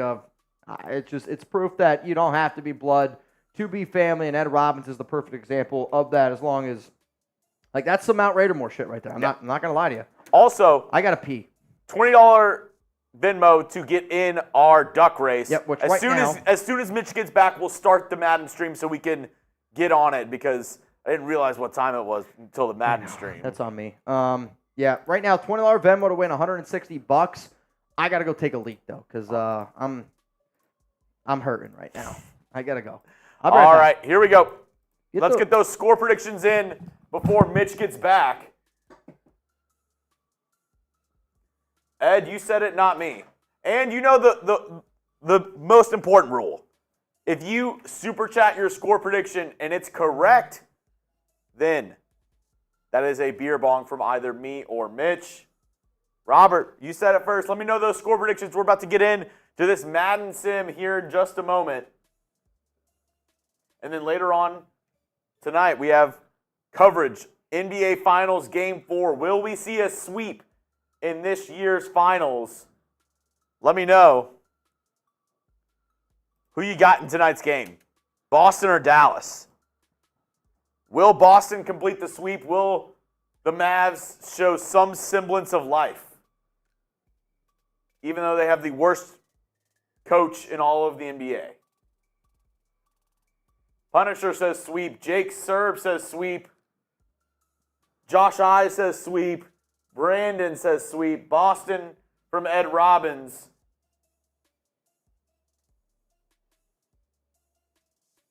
Can't get right. Tonight, what is this, a sleepover? Hey, you can hang out with us as long as you want. You can put on our videos while you sleep if you want. Mr. Can't Get Right. Sweep from Joseph.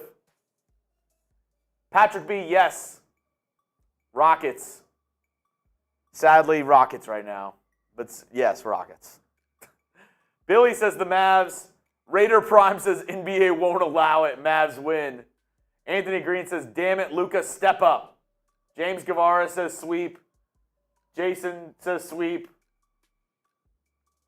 Jeff Cooperstein says, why not us? I mean, wasn't Boston last year involved with a... They were down 3-0. They came back to force a Game 7, and they lost in Game 7. Boston was already involved in one of these situations. Why not us? Why not? Hey, there's always, you know, it's never going to happen. There's always going to be these things where it's like, it's never happened, but there's always a first for everything. Exactly. Exactly. Could the Mavs be our 16 seed? Our Cinderella. Under my umbrella, Ella, eh, eh, eh, eh, eh, eh. Noah Santana, rules are rules. Yes, rules are rules. Jason Gutierrez says, talk to me, Goose. Maverick. So you're going with the Mavericks. Yoda says the Celtics. Braden says Raiders win 17-10, and Boston wins 129-108. Scott says Boston. Summer Sandu says Boston. Yeah, I mean, Boston's giving you no reason to really vote against them right now. Mavs haven't given you any reason to vote for them.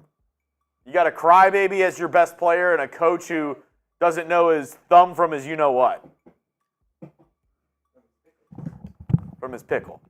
From his salami. Salami. All right, I'm back, y'all. I'm going with the Mavs tonight, though. I'm not going to lie. Game 7. You just won a Game 7. Game 7. If a Game 7 happens, I can't even tell you how happy I'd be. I can't even tell you how happy I'd be. Can't even tell you. The meltdown from this office in so many ways. All right. We're going to do our duck race at the very end of today's show. Correct. But right now, let's see. Raiders, home game in L.A. Can they pull out the dub? Raider Nation, what's going on? It's Mitchell Renz here, host of the Raiders Report. And coming up here on today's show, we're going to do a little Madden Simulation. The Las Vegas Raiders on the road in Los Angeles against the Rams. Raiders are 4-2 in Madden. The Rams are 3-2. The actual date of this game is going to be going down October 20th. So, hey, if you're watching this in the regular season and you're like, man, these guys are electric, well, we're going to be going live for the actual Raiders game as well. I do got a question, though. If you think that the Raiders still own L.A., like, I know the Chargers play there. I know that the Rams play there. But L.A., let's be real, belongs to the silver and black. And if you believe in that, click that like button right now. And I'm telling you what, I'm going to be fired up for this football game because I know there's going to be a lot of the nation that's going to be at SoFi. They're going to be rocking, and I want y'all to black this place out. I know the Raiders are wearing white. I want to black this place out Oakland style, and I know that damn well that you can do it. This is a big-time game. You got Puka Nacua. You got some hell of players. Cooper Kupp, Aaron Donald, he retired. Matthew Stafford in at quarterback. And I should always mention that if you want to tune into all of our Madden live shows that we do, in parentheses, is the date is when that we will actually be live up on YouTube. So, hey, if you enjoy what you watch today, you can tune in because I know it's going to be a long off season for a lot of people out there. The Raiders, for the 7th week in a row, will start the ball. We'll start with the ball. Like, I actually don't know why either. I'm actually curious if every game this Madden season, we just start with the ball first. Maybe it's because Antonio Pierce believes that much in his defense that he's like, you know what, we can start with on offense, give them the ball to start that second half, and we'll be good. Yep. Anthony Green, I just broke the like button. Facts, man, facts. All right, so a reminder, 8-minute quarters is how this is going to end up going down. It is Madden from last year. The new Madden hasn't come out yet. So the new kickoff rules, they're not the same. That's, I guess, maybe like the biggest difference. Also, Antonio Pierce doesn't look like Antonio Pierce. Kick is away. Dylan Lowry back to receive the kick, and he's going to kneel it down. First down and 10 coming up here. Ball to 25. I don't know if you guys saw Lowry just pitch that ball to the ref. That was the worst pitch I've ever seen. He literally was just like, toss, and it went directly down. If I'm that ref, I'm like, yo, F this rookie right now. What just happened? And here comes Gardner Minshew. The last time we saw Gardner take the field, he threw a pick his very first time in the game. Touchdown, field goal, turnover, or punt. What will happen on this drive? Minshew under center. Looks like Brock Bowers and company on the left side. Zamir White's the running back. Minshew's going to drop back, looks left, throws. Kind of a risky pass there. And Braden Fisk, the rookie defensive tackle, down with an injury. And I'll tell you what, for a team that lost Aaron Donald to retirement, Fisk looks like he could retire. Based on this Madden stream. Looks old. 2nd down and 5 coming up for the silver and black. Come on, Raiders. Even though the Raiders are 4-2, we've been getting a lot of fans asking us, like, hey, do you think you could put in Aiden because Minshew struggled? I mean, let's be honest. If the Raiders are 4-2, you're probably not going to make a quarterback change. But hey, I've seen crazier things. 2 to the right, 2 to the left. Minshew, delayed handoff to Zamir White. Takes a long time to develop. Oh, boy. Brock Bowers is now injured. What the hell's happening in this game? We haven't seen an injury all year. And now, to start this game, Bowers is hurt and Fisk. Both rookies. So now what you're going to have to see here is, all right, they have Harrison Bryant in the game. Minshew drops back, throws, and it's incomplete, and it wasn't close. I'll tell you what, I don't understand why you don't run the football there. Let's be honest. It's 3rd down and 1. You just lost Brock Bowers, so now you're like, and you have Harrison Bryant in the game, and you're going to punt 3 and out. Jesus Christ. That's a terrible play call. I'm not kidding you. Absolutely terrible play call. For those of you that are watching this live, former Raider Jesper Horsted, tight end, just signed with the New Orleans Saints. Former tight end Jesper Horsted going to New Orleans. Yeah. Matthew Stafford in at quarterback. He needs to, I am a little bit nervous about him in Madden. I feel like he's like the perfect Madden quarterback that can't run. Like if you told me, like, all right, I can't pick a QB, I'm going to go with the guy with the strongest arm. He's got to have one of the strongest arms. Good offense, good defense. Can the Raiders get a big dub on the road in LA? Stafford, shotgun. You got a wide receiver to the right. You got 3 to the left. Running back on his right hip. Stafford's going to drop back, throws an absolute missile. Missed him. Puka Nacua beat Jacorian Bennett down the middle of the field, and Stafford, I think, just got a little bit of the happy feet, overthrew him a little bit. Big incompletion there. Big incompletion. If you haven't already, make sure you guys click that like button. We're about 25 likes away from me taking another giant bite out of this lemon. Shotgun, 2 to the right, 1 to the left. Stafford drops back. No, it's going to be a handoff. Kyron Williams tackled by Divine Diablo. It's going to be 3rd down and 3. The Raiders in Madden have not done a very good job being able to get off the field on 3rd down. This is a hell of a question. Is Matthew Stafford a Hall of Famer, yes or no? It's yes. Shotgun, Stafford. He's got a Super Bowl, and he's probably top 10 in almost every statistical category. Stafford drops back, looks, throws, short, caught. 1st down, Tyler Higbee. Raiders defense, man, I'm telling you what, on 3rd down has struggled. Raiders have really, really struggled. I mean, the problem is it's the soft coverage. Should Joe Flacco then be a Hall of Famer? I don't know if Flacco is top 10 like Stafford is statistically. Like, the Super Bowl helps Flacco. It does, no doubt about it. I would say no to Flacco. I would say yes to Stafford. Because even though people think that Flacco, for that one playoff run, which he was elite for, Flacco was never like an elite quarterback, at least not to my recollection. He was like kind of, the way I would look at Flacco is the way I would look at Trevor Lawrence. Not elite, but obviously he did win a Super Bowl. 2nd down and 8. Wasn't because of him, though. Well, it was in the playoffs. Good defense. Shotgun, Stafford looking. Again, got to throw this one quick. Right side, and Marcus Epps. What an unbelievable open field tackle there on Kyron Williams in his 2nd season. 3rd down and 7. Got to get off the field. Got to get off the field. 3rd down! Yoda, Punisher, can't get it right. Jake, sir, Brandon. I see y'all spamming those 3s down below. You got a receiver to the right, 2 to the left. Stafford's going to drop back, looking, throw, short, middle, caught. 1st down. 2-2 Atwell. Is that 2-2? 2-2 Atwell picks up the 1st down, and I know Patrick Graham, and I almost wonder if Madden's doing this on purpose. He does the bend but don't break, and the Raiders defense has given up a lot of field goals this season, but the amount of 3rd down conversions, it's bad. Stafford's got all day to throw. Throws it left side. I believe he's looking for Cooper Kupp, and it's going to fall incomplete. I mean, that's good job, I think, by the Raiders. Get a little bit of pressure there. Good coverage overall. Couldn't really get comfortable. Throws a ball a little bit earlier than I think what he should have, and it's just out of bounds, not able to get completed. Ball at the 45. Stafford under center.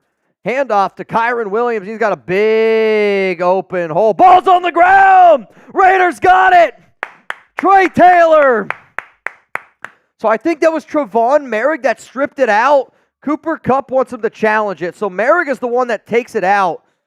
Oh, man, I don't know. Was he down? This is close. This is really, really, really close here. Was it a fumble? Give me a Y for yes and for no. Was it a fumble? Y for yes and for no? I mean, it might be.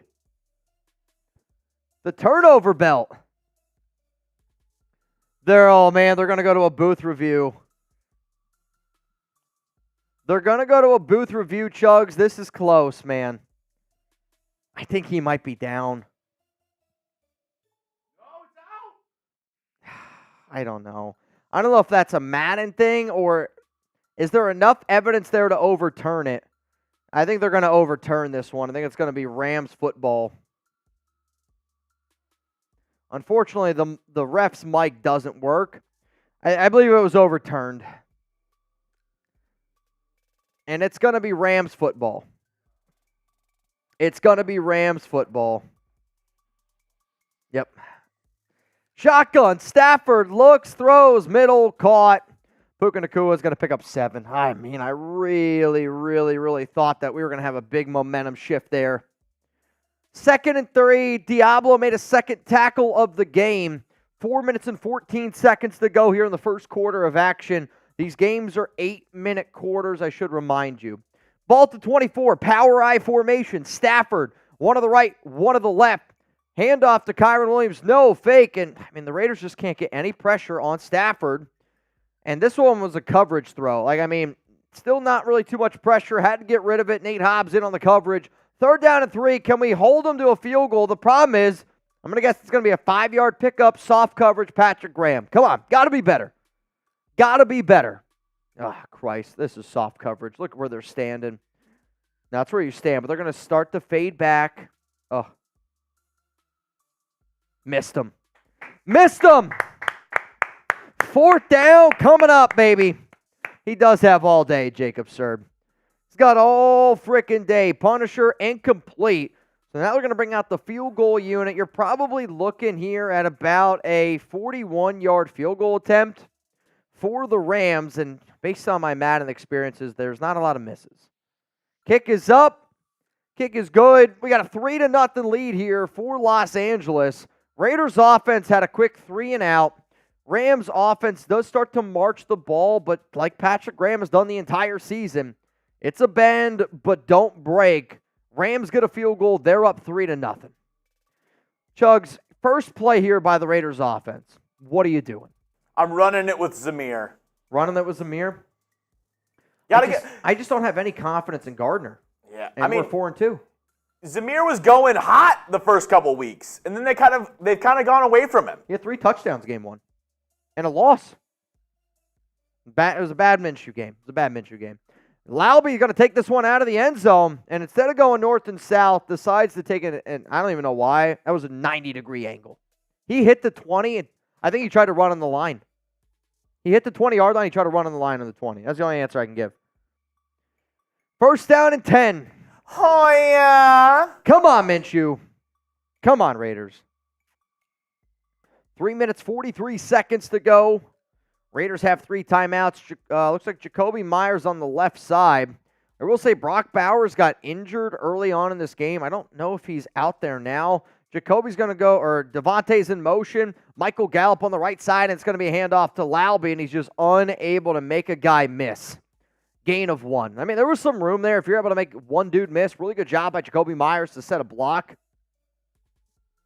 I'm not going to lie. Sean McVay looks like me with lighter brown hair in this game. Is that a good thing? I think it legitimately looks like I think I look like Sean McVay in this game. White guy with beard. That's me. Handoff. Zamir up the middle. He gets like 3 yards. 3rd down and 6. Coming up here for the silver and black. Now you have to pass. Now, probably, yeah. 3rd and 6. You're not running. I mean, are we about to see 2 straight 3 and outs? What game did I bring in here? I don't know. Did you do this, Sim? I did this, Sim. Damn, brutal. 3 to the left, Laube to the right. Minshew looks, throws a missile. Caught! Devontae! Oh, no. Jacoby! What a Jacoby missile. Myers. What a missile! But, I mean, if you notice, nobody touched him down. And then, I don't know if he just couldn't get up. Watch. So he tripped and fell. Nobody's touched him down yet. And then this guy runs over, touches him down. Get up. Go. Yeah. Get up and go. That's a huge pickup there by Jacoby Myers. Now all the way down in Rams territory, ball to 37. Devontae by himself on the left side, though. Looks like they got double coverage over there. Jacoby looks like he's got one-on-one. Laube, the running back, looks left, throws. Devontae makes one guy miss, gets taken down by the second. And that's how good he is. They still double cover him. He goes to the 1st down marker, puts his foot in the grass, turns around, catches the football. 1st down Raiders. Give me some 17s down below. That's a really, really big pickup there by the silver and black. Ball to 25. Adams on the left side. Power I. Alexander Madison in at fullback. Jacoby, the receiver, to the right. Handoff. Zeus to the left. Really good block there by Madison. Good block there by, oh man, really, really good block there by Michael Mayer. And it's a 1st down by the Raiders. Zeus picks up 10. Really good job there setting the edge. Also, if anybody plans on going to a Raiders game this season and you need a Raiders jersey, go to chatsports.com/Raiders jerseys. We have hundreds, and I mean hundreds available. OG Raiders, current Raiders, the rookies, chatsports.com/Raiders jerseys. Minshew looks left, wide open, touchdown. Michael Mayer, show me those TDs, baby. Show me those TDs. So Brock Bowers left this game a little bit earlier, the 2nd play, if my memory is correct. And he's, what? Yeah, Mayer scored. What did I say? I said Brock Bowers left the game, 2nd play of the game with an injury. Michael Mayer finds pay dirt. That's a big answer there by the Raiders. So you went 3 and out. Rams go down the field. They get a field goal. Raiders, though, able to convert and get a touchdown here. Extra point is up, and the kick is good. 7-3. That's a 6-play, 80-yard drive there by the Silver and Black. Really good job bouncing back by Luke Getsy in this offense. You're telling me that doesn't look like me? No? No? Okay. I mean, it's fair. Fair enough. I see white guy with a beard. I feel like that's me. 7-3. Minute 2 remaining. I will say I don't like how they have A.J. Cole kicking it off. Is what it is. Kick is away. He's doing a hell of a job. Oh, I think they're going to take this one out. They are. They're going to take this one out of the back of the end zone. Gets to the 20, to the 25. Makes the guy miss. And he's going to be brought down here at the 30-yard line. I don't know how he got to the 30, but they're going to give it to him. Kyron Williams got 3 carries, 23 yards today. Friendly reminder, again, if you haven't already, make sure you guys click that like button. We are 15 likes away, for those that are watching this live, of me eating a lemon. Yeah, and when I say eating a lemon, I mean the skin too. Not great. Ball at the 30. Rebels just sitting there right now like, mwah. Stafford under center. It's a little bit of a bunch formation. It looks like they're going to switch it up here. Higbee's going to go to the right. Looks like Kupp's coming over here to the left. Stafford, quick drop back, slings it, and he's going to pick up 5. I think there's a blueprint to beat the Raiders in Madden, and it's just throw as many short, over-the-middle throws as you possibly can. Pick up 4 or 5. I mean, it's a death by 1,000 paper cuts. That's what it's like going up against this Raiders defense in this game. Bend but don't break. Stafford's going to drop back. Quick throw. Caught. First down. I mean, it's actually getting annoying. Like, I feel like every single time it's 5 yards. 5 yards. 5 yards. Dink and dunk. Dink and dunk. Can't get it right. I'm with you, man.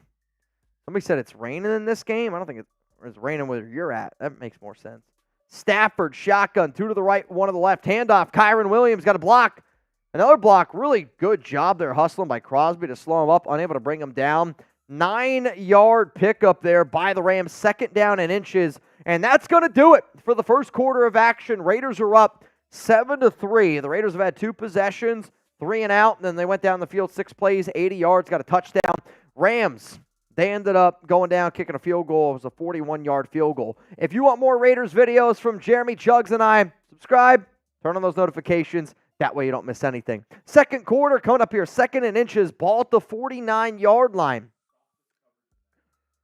More soft coverage. Stafford drops back, throws, caught, complete. 6-yard gain. We might as well just make a recording of my voice. 1st down and 10 coming up here for the Rams. Ball at the 41. Oh. Call me crazy if I had to guess. But you like store-bought pesto. I do like store-bought pesto. I know there's a joke in there that I don't get, but if I had to guess, this is going to be a 5-yard pickup.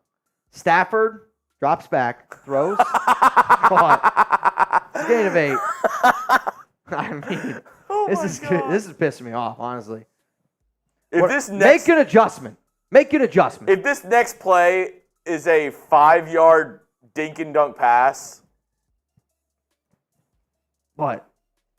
It is. I mean, it's probably going to be a run here with Kyron, and if not, oh, dude, watch this. Wow, shocker. Exactly 5 yards. I mean, 1st down and 10. Ball at the 28. I mean, PG, can we get a little closer here, man? Can we just get a little bit closer? Can't get right. So this is usually when they get a stop. Stafford under center. Going to drop back. Probably going to look here. Oh, he might take a shot deep. No. Short, incomplete. Luckily, 2nd down and 10. Diablo celebrating. I don't know why. He was not on his man. It was a bad throw by Stafford. Bad throw by Stafford. 2nd down and 10. Can we get a little bit closer? They're a little bit closer. A little bit. Tyree Wilson in at defensive tackle next to Wilkins, Crosby, Malcolm Kuntz. Handoff, Kyron Williams. Oh boy, Tyree kind of got pushed back a little bit. It's going to be a gain of 4. I mean, if the Raiders are able to get another big stop here, you got to consider that a win. Got to consider it a win. 3rd down. Come on, Raiders. Come on, defense. Stafford, shotgun, bunch formation, 2 to the right, 2 to the left. Stafford drops back, throws, short, caught. First down. Kyron Williams. Gain of 6. They did like a little bit of a wheel route here. The Vine's just slow getting over, which is tough. You got to ask him to do a lot. We are in the Fanatics Red Zone. If anybody needs a Raiders jersey, you can go to chatsports.com/Raiders jerseys. If you're watching this live, Devontae and Max Crosby jerseys are currently on sale at that link below. First down and 10. Stafford looks, throws, short, caught. Gain of 6. Gain of 8. Caught for a gain of 5 or 6, and then you pick up 2 more. I feel like Cullen ran this sim, and he's like, I'm just going to complete 5-yard passes every time. We can blame this one on Cullen. Stafford under center. Bunch formation. And it's going to be a handoff. Kyron Williams. I don't think he got it. Oh, no way, Blue. No way. I mean, I don't know what they were doing. That was like a dog pile. That was kind of sus. First down and goal.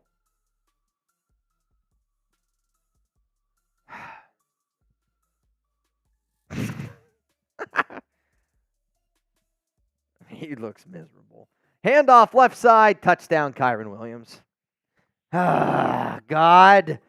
I mean, they are just chewing up the clock.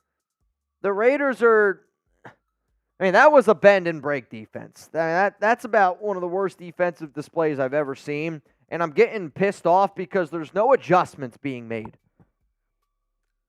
I mean, Stafford today, I think the longest ball he's completed, 15 yards. You think he's completed the ball further than 15 yards? Same thing happened last week against Pittsburgh. It's just no pressure, dink and dunk. And the Raiders are just giving it up. 12 plays, 71 yards, 4 minutes and 30 seconds. A 12-play drive in Madden is like 30. And honestly, people are mad about the pressure. The thing is, they don't have time to get to the quarterback because all of his throws are 4 yards down the field. Hike. Gone. I'll admit. The defense if you should be mad at anything, it used to be mad at the soft coverage. Madden is an offensive design game. Like, let's be real. The Raiders probably aren't a team that you want to play with in Madden. But in real life, your defense is going to get a lot more pressure. 10-7 is the score. Lauby's going to take this one out of the end zone, gets to the 20, makes the guy, wow, that was a good juke move. Well, I mean, they are 4-2, so maybe it is a team you want to play with in Madden. Ball at the 26-yard line. You think? Maybe? They're doing good so far. I just feel like if I'm going to play in Madden, I usually play with a good quarterback. Minshew and Aiden are probably not going to be my top 2 picks. I don't know. It's good defense, though, but I feel like winning with defense, I also don't play Madden. Can you win with a good defense in Madden? I always feel like growing up as a kid, it was just go offense. Yeah, you need offense. First down and 10. Devontae's going to go in motion here. Looks, throws, and just tries to put Devontae in a hospital bed. I don't even know what you want to do there. Gardner's like, I just saw them do it for an entire drive. Let me try. Throw, gain of 4, but I'm not kidding you. As instantly as the ball touches Devontae's hands, so does somebody's crown of their helmet, taken down, gain of 4. Shotgun, Minshew, Jacoby's in motion. This looks like the exact same play, just on the opposite side. Minshew looks, left, throws, wide open. Oh, my God. Gallup made a guy miss, and he couldn't stay in bounds. Also, number 8 is Amir Abdullah, and seeing a number 8 Raiders jersey and the guy be that small, it looked like somebody took away Josh Jacobs' powers from Space Jam. Looked like it was I can't say that. I mean, it looked like somebody literally sucked the life out of him. Looks like it was somebody's last wish to be on the sidelines of a Raiders game, and they gave him an old Josh Jacobs jersey. It's on sale, just like the Waller jersey. 3 to the right, 1 to the left. First down and 10. Minshew looking, still looking. Quick check down. Caught by Michael Mayer. That's going to be a gain of 7. Maybe we do a show tomorrow on Brock Bowers' injury update from the Madden game. Could you imagine? Dude, people would be pissed. Brock Bowers injured in the first quarter of our Madden sim up against the Los Angeles Rams. Clickbait! Second down and 3. 3 minutes to go. No word from AP on how long he'll be out. Minshew looks right, throws, caught. Devontae makes a guy miss, takes 2 guys to bring him down. First down for the Raiders. Ball at the 28-yard line. Raiders still have 3 timeouts. Rams still have 3 timeouts. If I'm Las Vegas, I don't want to give them too much time. Rams also get ball to start the second half. We do have a week before he has to play 2 games, so we'll let you know whether or not he'll be ready to go. Brandon said, I forgot we had Michael Gallup. Right side, Zamir White carry. Just going nowhere. Going nowhere. The Rams doing a good job in this game, really slowing down the Raiders' running game. 4 rushes for 18 yards, though. It's not 18? bad. Yeah. I thought it said 11. The second and 11, that's probably it. Also, I saw somebody ask, where's Brock Bowers? Bowers got hurt on the second play of the game, so that's why you're seeing a little bit more of Michael Gallup here. Second and 11, Minshew, fake handoff to Zeus. Gardner looks right, throws, and he's picked in the end zone. What a horrific decision that was. Gardner has just made bad decisions at this point in the football field the entire season. And that was the 2-minute warning. So now you're going to give the Rams, who have literally been able to go up the field on you, they have 3 timeouts, and they get ball to start the second half. Stafford looks, I had no idea. He was trying to throw it 5 yards, of course, and that's going to luckily fall incomplete. Minute 53 to go. Can't get it right, is spamming for AOC. You guys want AOC to start the next game? Maybe. Stafford, shotgun. Now he's switching up the play here a little bit. 2 to the left, 2 to the right. Williams was on his right hip. Now he's on his left. Throw a flag. Malcolm's getting held. Throw complete. First down for the Rams. But, I mean, my God. Malcolm is getting held on that play. I don't know if we're going to get a replay. Probably not. Malcolm clearly beats his guy. Stafford gets an extra second or 2. That's disgraceful. Throw a flag. Oh, Stafford, shotgun. Going to drop back here. Looking. Still looking all day to throw. Puka Nacua, gain of 6. 13 and 19 for 93 yards is the worst stat line I've ever seen. Can we get a stop, for the love of God? Divine's trying to fire these guys up a little bit. Also, Christian Wilkins, team captain. That'd be a fun video. Christian Wilkins named team captain in Madden. Stafford looks, throws, completed over the middle of the field, gain of 10. Guys, I don't have an answer for this right now. This is infuriating. Like, it's infuriating because it's literally the same plays over and over again. Gain of 5, gain of 6, gain of 7, gain of 8. There's a gain of 10. I do have to say, ball to 46. Everybody in the chat really wants AOC. It's going to be hard throwing him into the fire against the Chiefs next week. First game, first start of the season. Throw, middle of the field, caught. Puka Nacua. Timeout, Rams. They have 2 remaining. Ball here at the 36. You cannot allow them to score a touchdown here. You can't allow them to go up 17-7 and get ball at the start. I'll do this deal. There's 310 people in the chat. Yep. If we get 300 AOCs in the chat right now, I'll start him the next game. 300 AOCs against the Chiefs? Oh man. If I see 300 AOCs. Stafford 2-2, first down, gain of 14. Ventrac, Gardner Minshew will be a Pro Bowler potentially. Definitely, potentially. He was Pro Bowler last year. Did you know that? Who? Gardner. Yeah. They just got to steal. Bingo. Shotgun. Stafford looking. Oh, boy. The pressure came. I think that should be grounding. That ball's nowhere near the running back. And the Raiders got pressure on Stafford. He's clearly still inside the pocket and just throws it out of bounds. Like, I mean, that's literally the definition of grounding. No flag. And I mean no flag at all. Stafford, shotgun. One to the left, one to the right. Quick throw. Puka Nacua caught. And Marcus Epps, really, really good job there to be able to bring him down. First, I think it was a really dumb play call there by the Rams. They're going to have to burn a timeout. They have 1 remaining. Ball here at the 24. 11 seconds to go. Looks like the Raiders are going to walk into halftime not using any of their timeouts. That drives me insane. I'm not saying I want them to use a timeout now, but you got them. Use them. Shotgun. Stafford's going to drop back. 3rd down and 11. Looks, throws, middle, caught. Touch him down. They touch him down. Timeout Rams. 4 seconds to go. So the Raiders luckily do not give up a touchdown, but it looks like they're about to give up a field goal here. So, I mean, the way that this first quarter is gone, for you to only be down, 13-7, you got to be feeling pretty good about that. You got to be feeling pretty good about that one. Ben Thrack, what's up, my brother Mitch? I didn't say Pro Bowler. I said Pro Blower. Pro Blower. That was a good inside joke. When did that start? That was what, last week, Tuesday before I left? Was something right there? Pro Blower? All Pro Blower. 13-7 is the score. And Chugs, here's what we're going to do. We're going to do a duck race at the end of the show.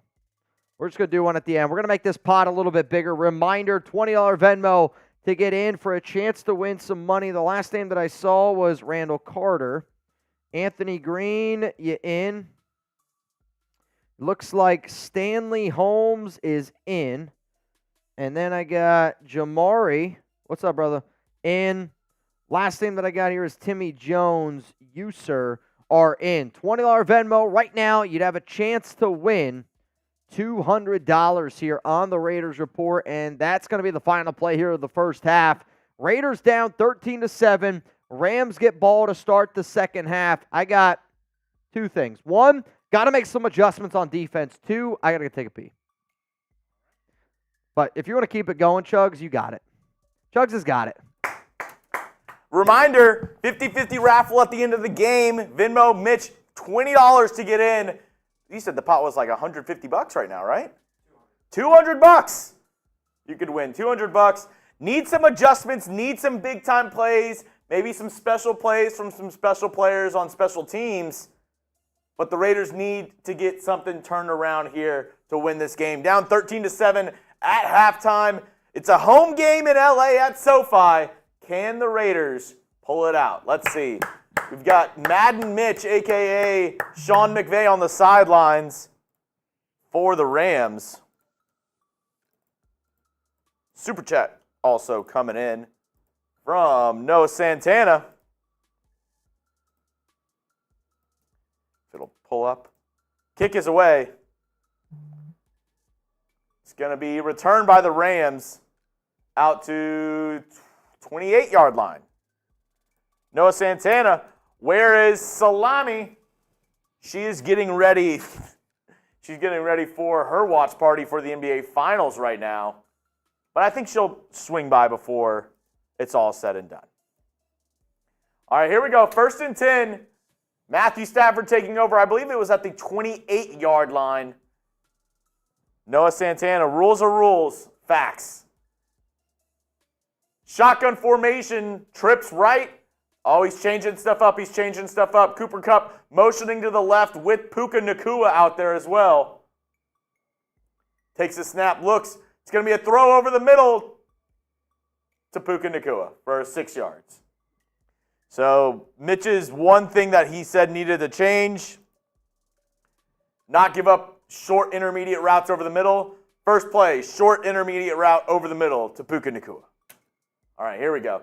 Single back formation, trips right. It's going to be a handoff to Kyron Williams. Met by Christian Wilkins. Gain of about 3.5. It's 3rd down. Can the Raiders get a quick 3 and out to start the second half? If I'm the Rams, I'm running the ball here. You do 0-1. Single back formation. Let's see if they run it on 3rd and short. Takes a snap. It's a play action. Off to the side. And it's going to be a gain of about 7, 1st down. Matthew Stafford, 10 of 27 for 160 yards. Holy crap. That is some dink and dunk. Some dunk and dink.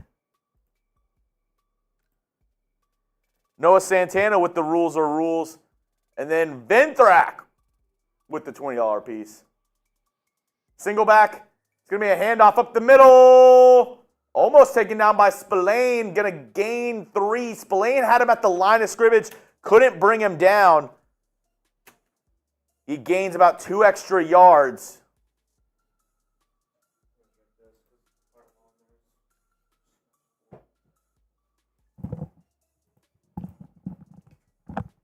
Rules are rules, so I don't got Fireball on me, but we got some of this Sky, was it Scatterbrain PB&J whiskey. I've never had it. I'm going to try it. 3rd and inches once again.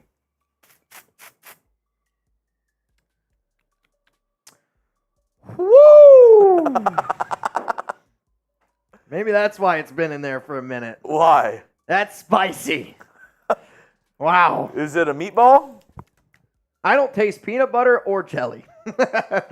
Drops back. Stafford looks. Right side throws. Another short. And this might surprise you guys. That's about to pick up a 6.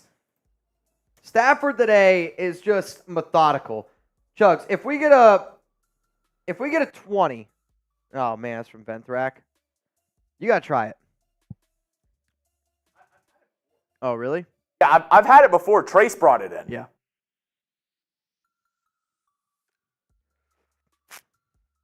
Good tackle by Diablo there.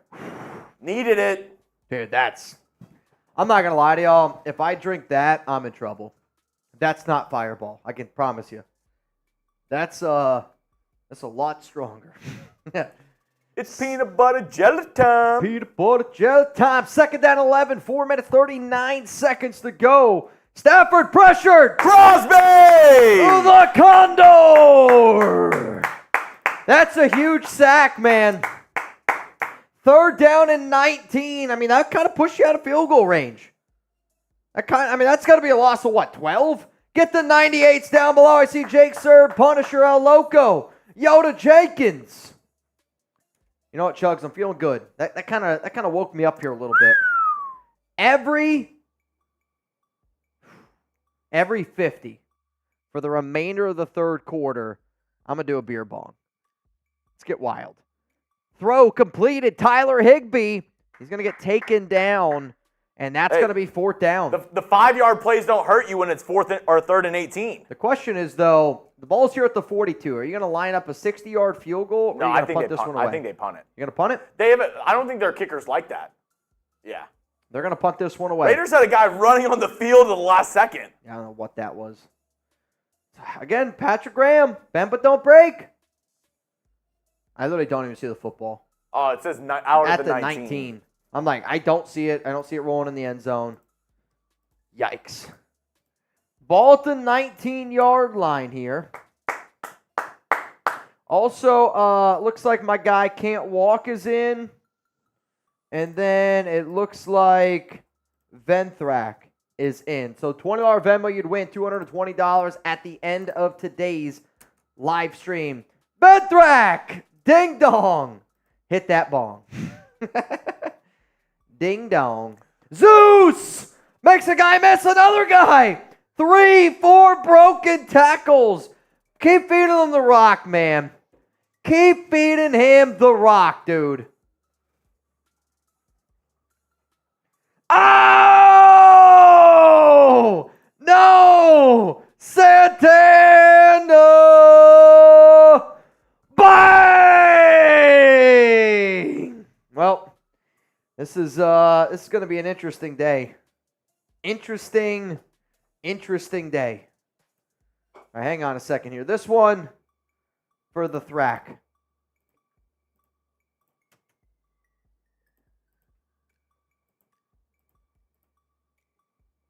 Second and 1. Minshew under center. Looks, throws, right side, caught. Michael Mayer, first down. Minshew today, 9 of 11. Little taste of your own medicine right there. A little dink and dunk of your own. Good. Get back at him. Get back at him. We're gonna so dink your dunk. Get back at him. Look back at it. Noah Santana. Shout out to you, my man. I got one more for Noah.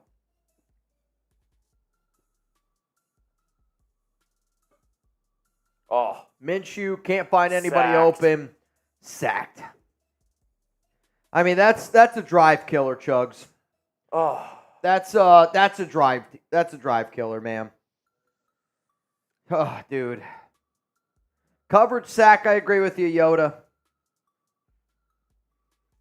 That one's a coverage sack.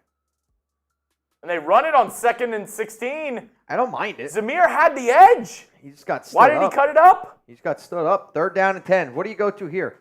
I mean, you got to pass it here. I wouldn't mind, actually. They've been sending a little bit of pressure. If you feel like they're going to send some pressure, maybe call a screen pass here to the running back. If not, if Albie? Yeah, if you don't see the pressure look, then maybe just. I think Bowers is back in the game. Minshew looks down the field. Almost picked. It was almost picked. I'll be honest, I don't mind the throw. He had him deep. Oh, he had him. He actually had him deep. But then, man, that's brutal.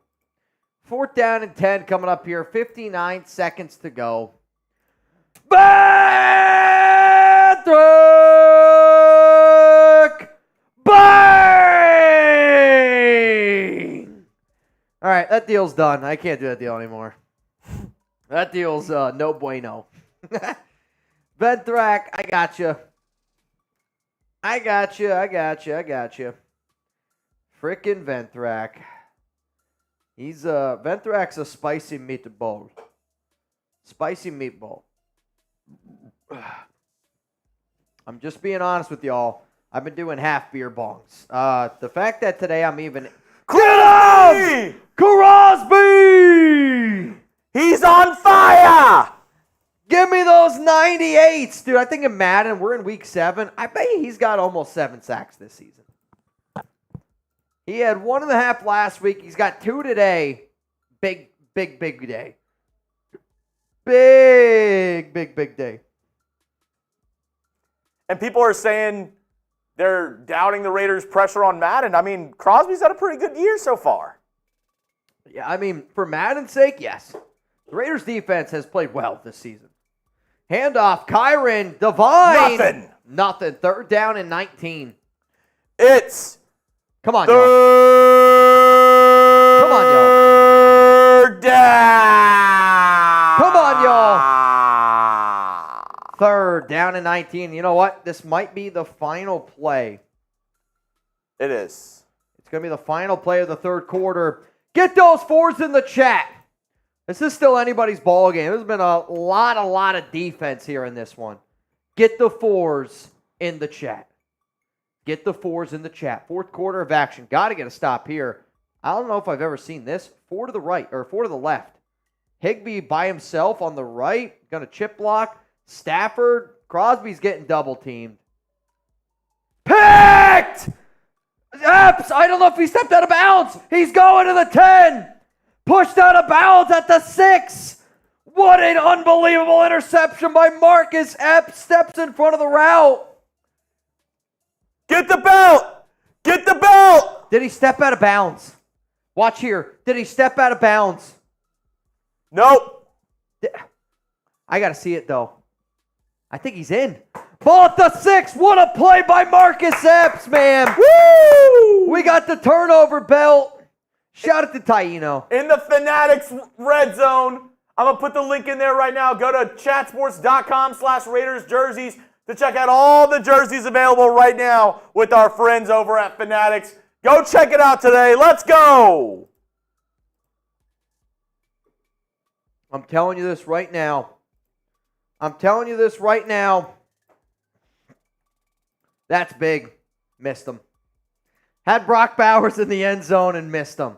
Gardner, come on, man. You got to get 6 here. Like, this is not, if I'm the Raiders, you got to get 6. I know that your defense has played well, but if you only get a field goal and you make this a 13-10 game, I'm going to feel bad about it. Not going to lie. If the Raiders don't gain a yard, though, Minshew, what the are you doing? You're not even close. It's not even close, dude. 2 horrible throws on the left side and then on the right side. If you get a field goal here, you're pissed. You get an interception all the way down to the 5-yard line. 3rd down and goal. Minshew, power high. Devontae's got one-on-one. Minshew drops back, looks, throws. Caught! Devontae! Touchdown! Raiders!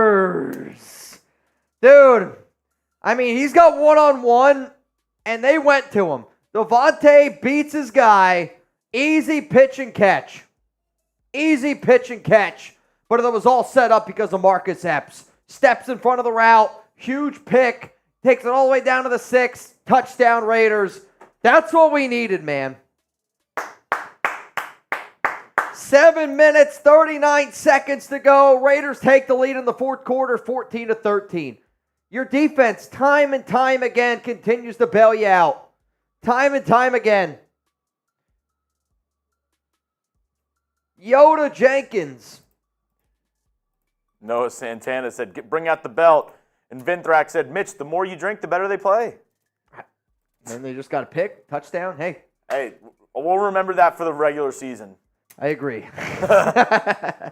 Hey, we're down by 10. Can Mitch do 5 boots? When we drink, the Raiders score. Seahawks up 16. 16 points. Kickoff, return to about the Trey 20, Tucker with the tackle? 22, maybe. 11? Yeah, Tucker's 11. Nice tackle by Tucker. Hey, that's what he's there for, right? Big things, special teams, special players. Bolt, what, 22, 14-13. Both teams still have all 3 of their timeouts remaining. This one's going to come down to the Warrior. Weird. It's going to come down to the Warrior. It looks like Noah, Venthrak, Rebel. Oh, Rebel's right. Lemon, take a bite, 300 likes. That's on me, Rebs. Can you finish it? 1 bite? No way. Not with that attitude. Lemon bite race? I'll split this in half. First person to eat it. I'm good. He's like, I'm all right, honestly. Stafford drops back. Looking. Oh, find somebody for a, guess it, 5-yard gain. It's 3rd down. Can the Raiders get a stop here? 3rd and 5, 7:12 remaining in this ball game. Shotgun, 2 receivers to the left. Nope, he's switching up the play. Now he's going trips right. Puka Nacua all by himself on the left. Bunches to the right. Matthew Stafford looking. Finds somebody in the middle. He's taken down by Divine Diablo. I can't swallow. What a play. That's what she said. Whew. I think I got 2 bites left in that thing. That was a bad one, though. That was a little easier to chew and swallow, giggity, because of how much juice I got. If Rebel sends in 100, will you try to finish it with 1 more bite?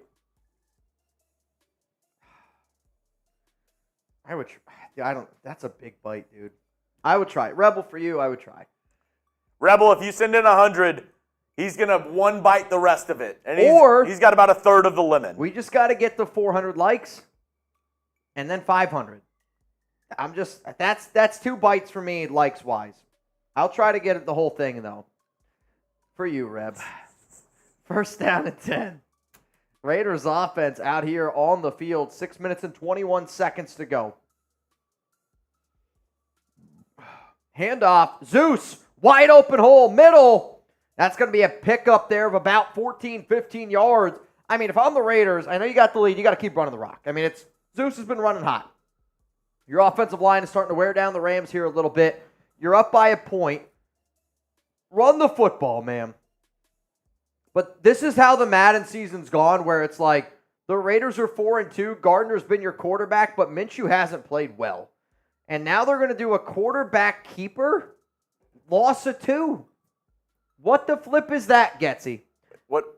They tried to do a fake handoff to Zeus, and it ended up being an option play. Gardner ended up keeping it, and he lost 2 yards. Like, if that's the play call, you're just trying to get too cute. Run the rock. Minshew, shotgun, switching things up here a little bit. Fake handoff to Laube, throws, middle of the field. That's a little bit high, but I still think Devontae's got to catch that one. Are you high? I still want Devontae to be able to catch that football because it's Devontae. 3rd down and 12. Now what do? I mean, if I'm the Raiders here, I go to Devontae. He's been the guy that's been able to win for you, and I don't even know if he's in the game. Minshew, shotgun, drops back. Rams bring 4. He's got a clean pocket. Minshew panicking now, and he's just going to throw this one out of bounds. That's just bad.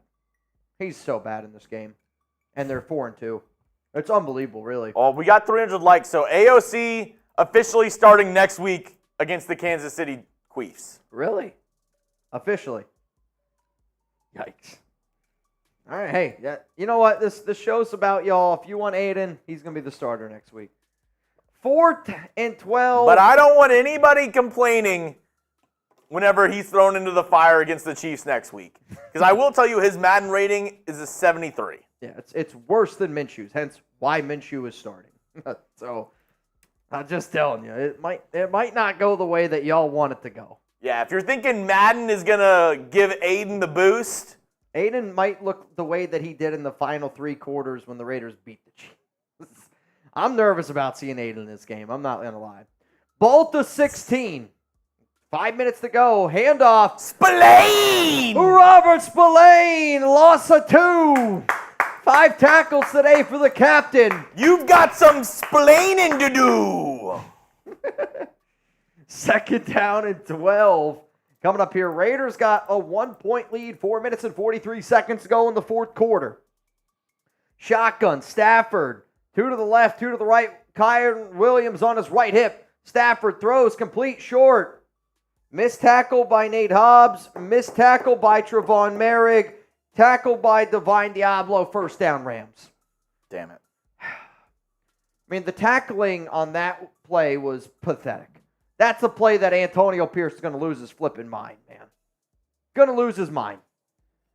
Ball here at the 26. Stafford's under center.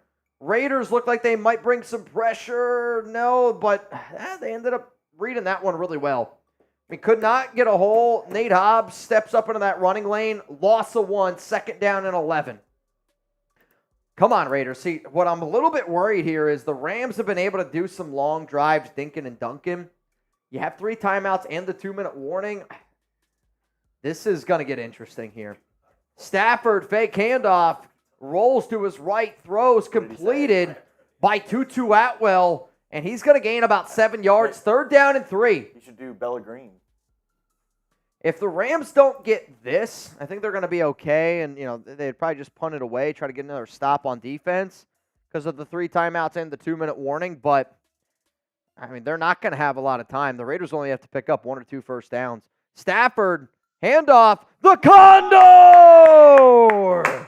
Max Crosby! I mean, what a hell of a play there. No tats. What a hell of a play. I mean, just comes unblocked, blindside hits Kyron Williams, gets back to the line. Rams are going to keep their offense out there on the field. Or this might be some Madden BS. Going to be some Madden BS. Punting unit out onto the field, which means the Rams have 3 timeouts and the 2-minute warning.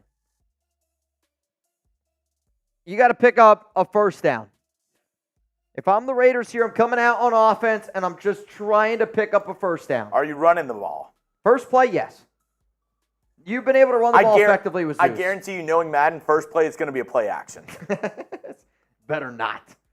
Jacoby by himself on the right.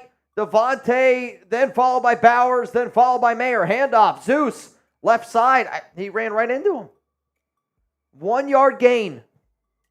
The clock continues to tick, tick, tick, tick, tick, tick. You're just going to rely on your defense, I guess. I mean, your defense has been played well for the Raiders. 2 minutes, 26 seconds to go. Minshew under center. 3 to the right. Devontae by himself on the left. Minshew's going to drop back to pass. He's looking. He's pressured. He's going to tuck it and run. He's going to use his legs. Slides. Ooh. Gains 4. 3rd down and 5. This is where if I'm the Raiders, you let this go all the way down to the 2-minute warning. On 3rd down and 5, I'm trying to get them to jump. Okay? If I'm the Raiders, I'm trying to get them to jump, get the automatic first down, and I'm okay using one of my timeouts. Minshew under center. I know it's not how it's going to work because it's Madden. Minshew's going to drop back. Rams bring a pressure. They bring a blitz, and they get burned. Devontae slant. First down, Raiders. Rams have to use the timeout. So now the Raiders are 1 first down away from winning this football game. This is the Zeus. Kyron Williams can't find a hole he can't exploit. I can relate. Oh, Ventrac. Do you really want to exploit a hole? Power eye. I don't know if you want the answer. I don't know if you want the answer to that. Handoff, Zeus. And he's going to gain 4. 2nd down and 6 coming up. Timeout. Rams have 1 left. Same thing. Run the rock. Run the rock. Nothing. Doesn't need to be fancy. Run the rock. If Zeus would have showed a little bit more patience there, maybe try to kick it back up there, would have been able to get to that next level, get a block. 2nd and 6 here. Ball at the 39. Power eye. Devontae by himself on the right side. Raiders got 2 tight ends in the game. Handoff. Zeus. Middle. Going to make one guy miss. Make another guy miss. Oh, he's down by just 1 yard. 3rd down and 1. Timeout, Rams. First down, you win the game. First down, you win the game. Come on, man. I thought he had it. This has got to be a small one. That does. Inches, some would say. Oh, man. 3rd and 1. First down wins the game. Minshew, handoff. Zeus. First down. Raiders. Ball game. Blouses. Here's my real question, though. Is Madden going to be dumb and run the football? Or are they actually going to take a knee? Oh, that's good. Feels good to win. Feels good to get a dub. Can I get some JWBs down below? Because we just won, baby. Just won, baby. The Raiders improved to 5-2 on the season. Here's the thing, though. Next Thursday, June 20th, Raiders, Chiefs, FKC week. FKC week. Every show that we do next week, I say we do FKC. FKC week. Thursday, big day.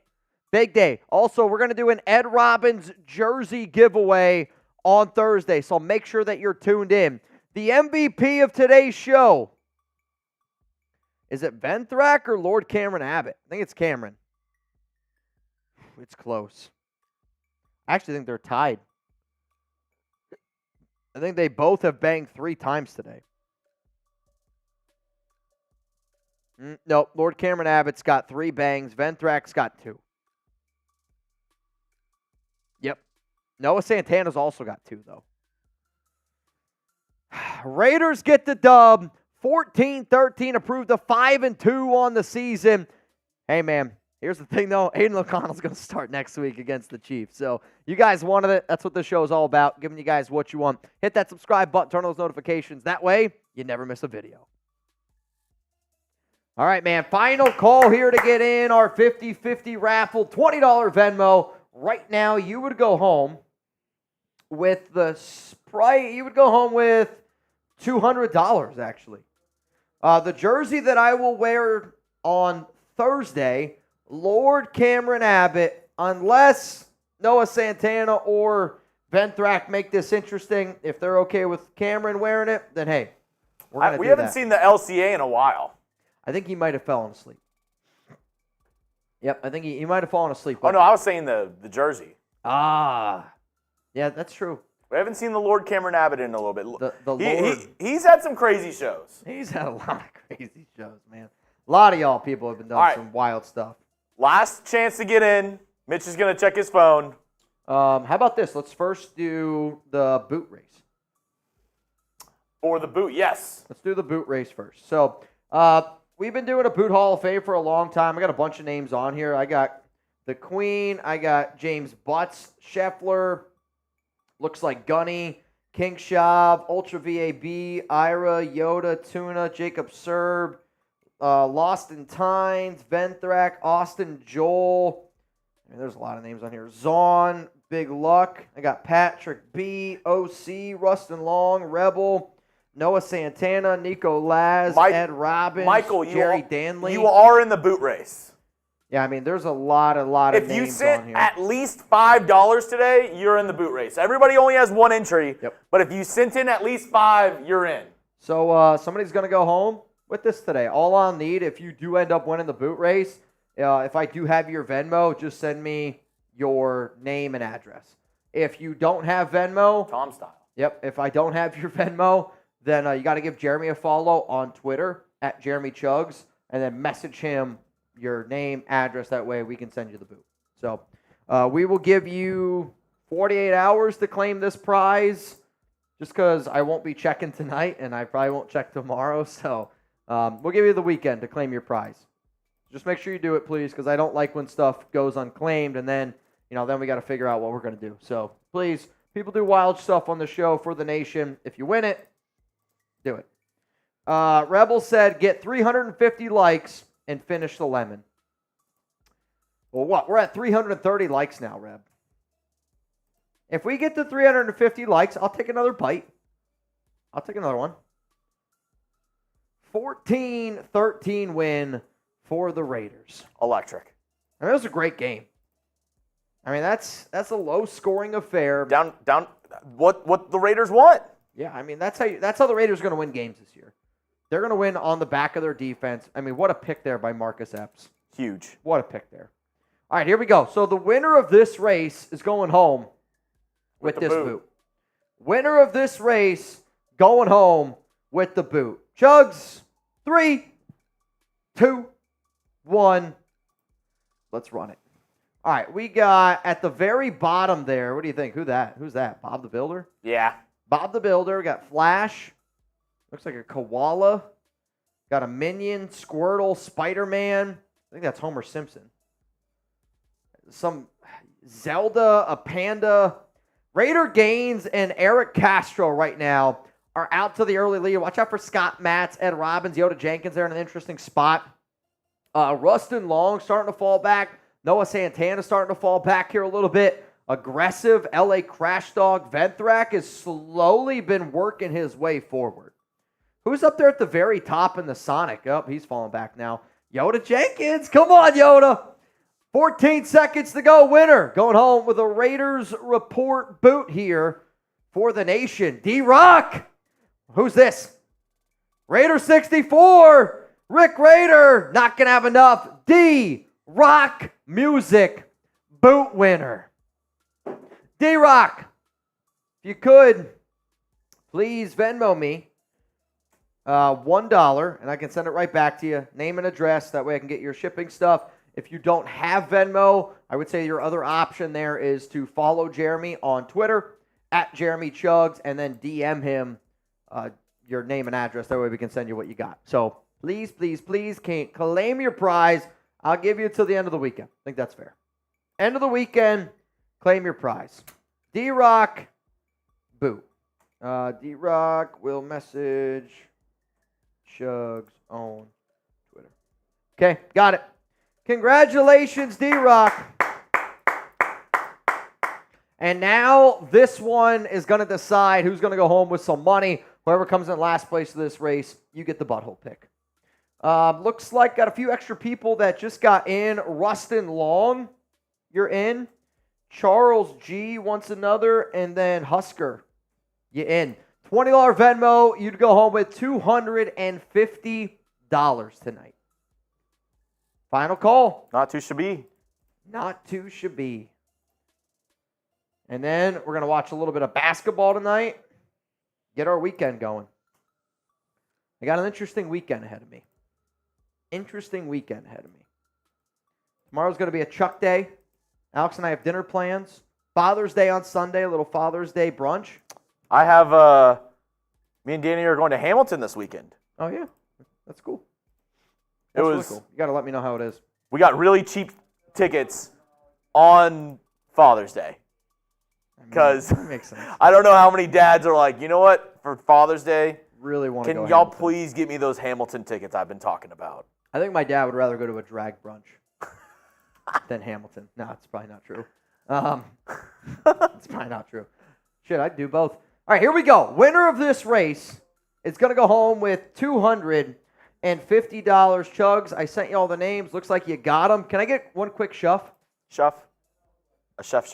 You ready? One more. All right, For one good more, luck. 3, 2, 1. Run it. And the base keeps Running, and running, and running, and running, and running, and running, and running. And 93 Nabman out to a little bit of a lead here. And then followed by Noah Santana. Venthrak in a very interesting spot. This one's neck and neck. Jason Gutierrez starting to fall back in the number 6 one. Noah's got a star on his boat. Dungeon Fitness starting to pull up here a little bit. If you're wondering, Mitch, why is my name so horribly spelled? It's because I see your name and I try to type as quick as I possibly can. So there's a lot of names that I'm seeing right here are wrong. Like Timmy Jones with a random, it's a silent H, Timmy. Silent H. LCA. Timmy. Rustin Long. I think he's got the lead right now. Though it might be Norman Hernandez, Jason Gutierrez, Timmy Jones. Who's there in the back? Timmy! Blanca. Is it going to be Blanca? Holy shit. 93 Navman. 93 Navman. I mean, I respect it. You crazy SOB. What's wild is I love like Navman and Zahn have this like little rivalry going on. And Zahn has never won a duck race, and he's watched the show probably longer than I've been doing it. Yes, he has. Not for money. Not like only March Madness. That was maybe for the biggest of them all. I agree. I mean, he won $1,600, but And to that, he needed to win 6 in a row. 7. Right? Or in a 6. Nathan gets the buck. But he won 7 that day because he challenged somebody one-on-one. I don't remember who it was. I remember him racing somebody. Didn't mean to do that. All right, Nabman, I got to send you $250. Congrats. Nabman, if you could please confirm with me down below that you just received $250, that would be phenomenal. If you want wall-to-wall coverage, we got you covered here on the window. Raiders Report. And if you want NBA Finals coverage, Allie Barefoot, she was really hard at work today. There's a whole food fiasco going on right now. Half of the people didn't get their dinner. So they're all running around. You know how pretentious it gets around lunch here. Yep. So imagine Coop not getting his dinner. Yeah, He probably is not the happiest camper as of right now. Isaac Hernandez, I see you sent me a 20. It was right after the race, so I just sent you 20 back. Just so you got it. If you want, though, I'm putting the link to our Celtics channel in the chat. Game 4 of the NBA Finals. Go give her a shout-out. Go make her life hell and make her drink a ton. Yeah, salami. Salami. If they end up getting a dub, who knows? You might even see me a little bit later on our Celtics stream celebrating the fact that they won an NBA title. Because I know this. I know if the Raiders were in a situation tonight to win the Super Bowl, I'd be pretty ready for it. So we'll see what the game is. I'm hoping the Mavs win. I want a Game 7. I want to see a Smitty meltdown and a Coop resurrection. Yeah. Is that probably the right word? You know what, though? I'll be back on Monday. We'll be live 4 p.m. Eastern Time, 1 p.m. Pacific. From me, from Mitch, from Coop's Sideways Shoes. We'll see you next time.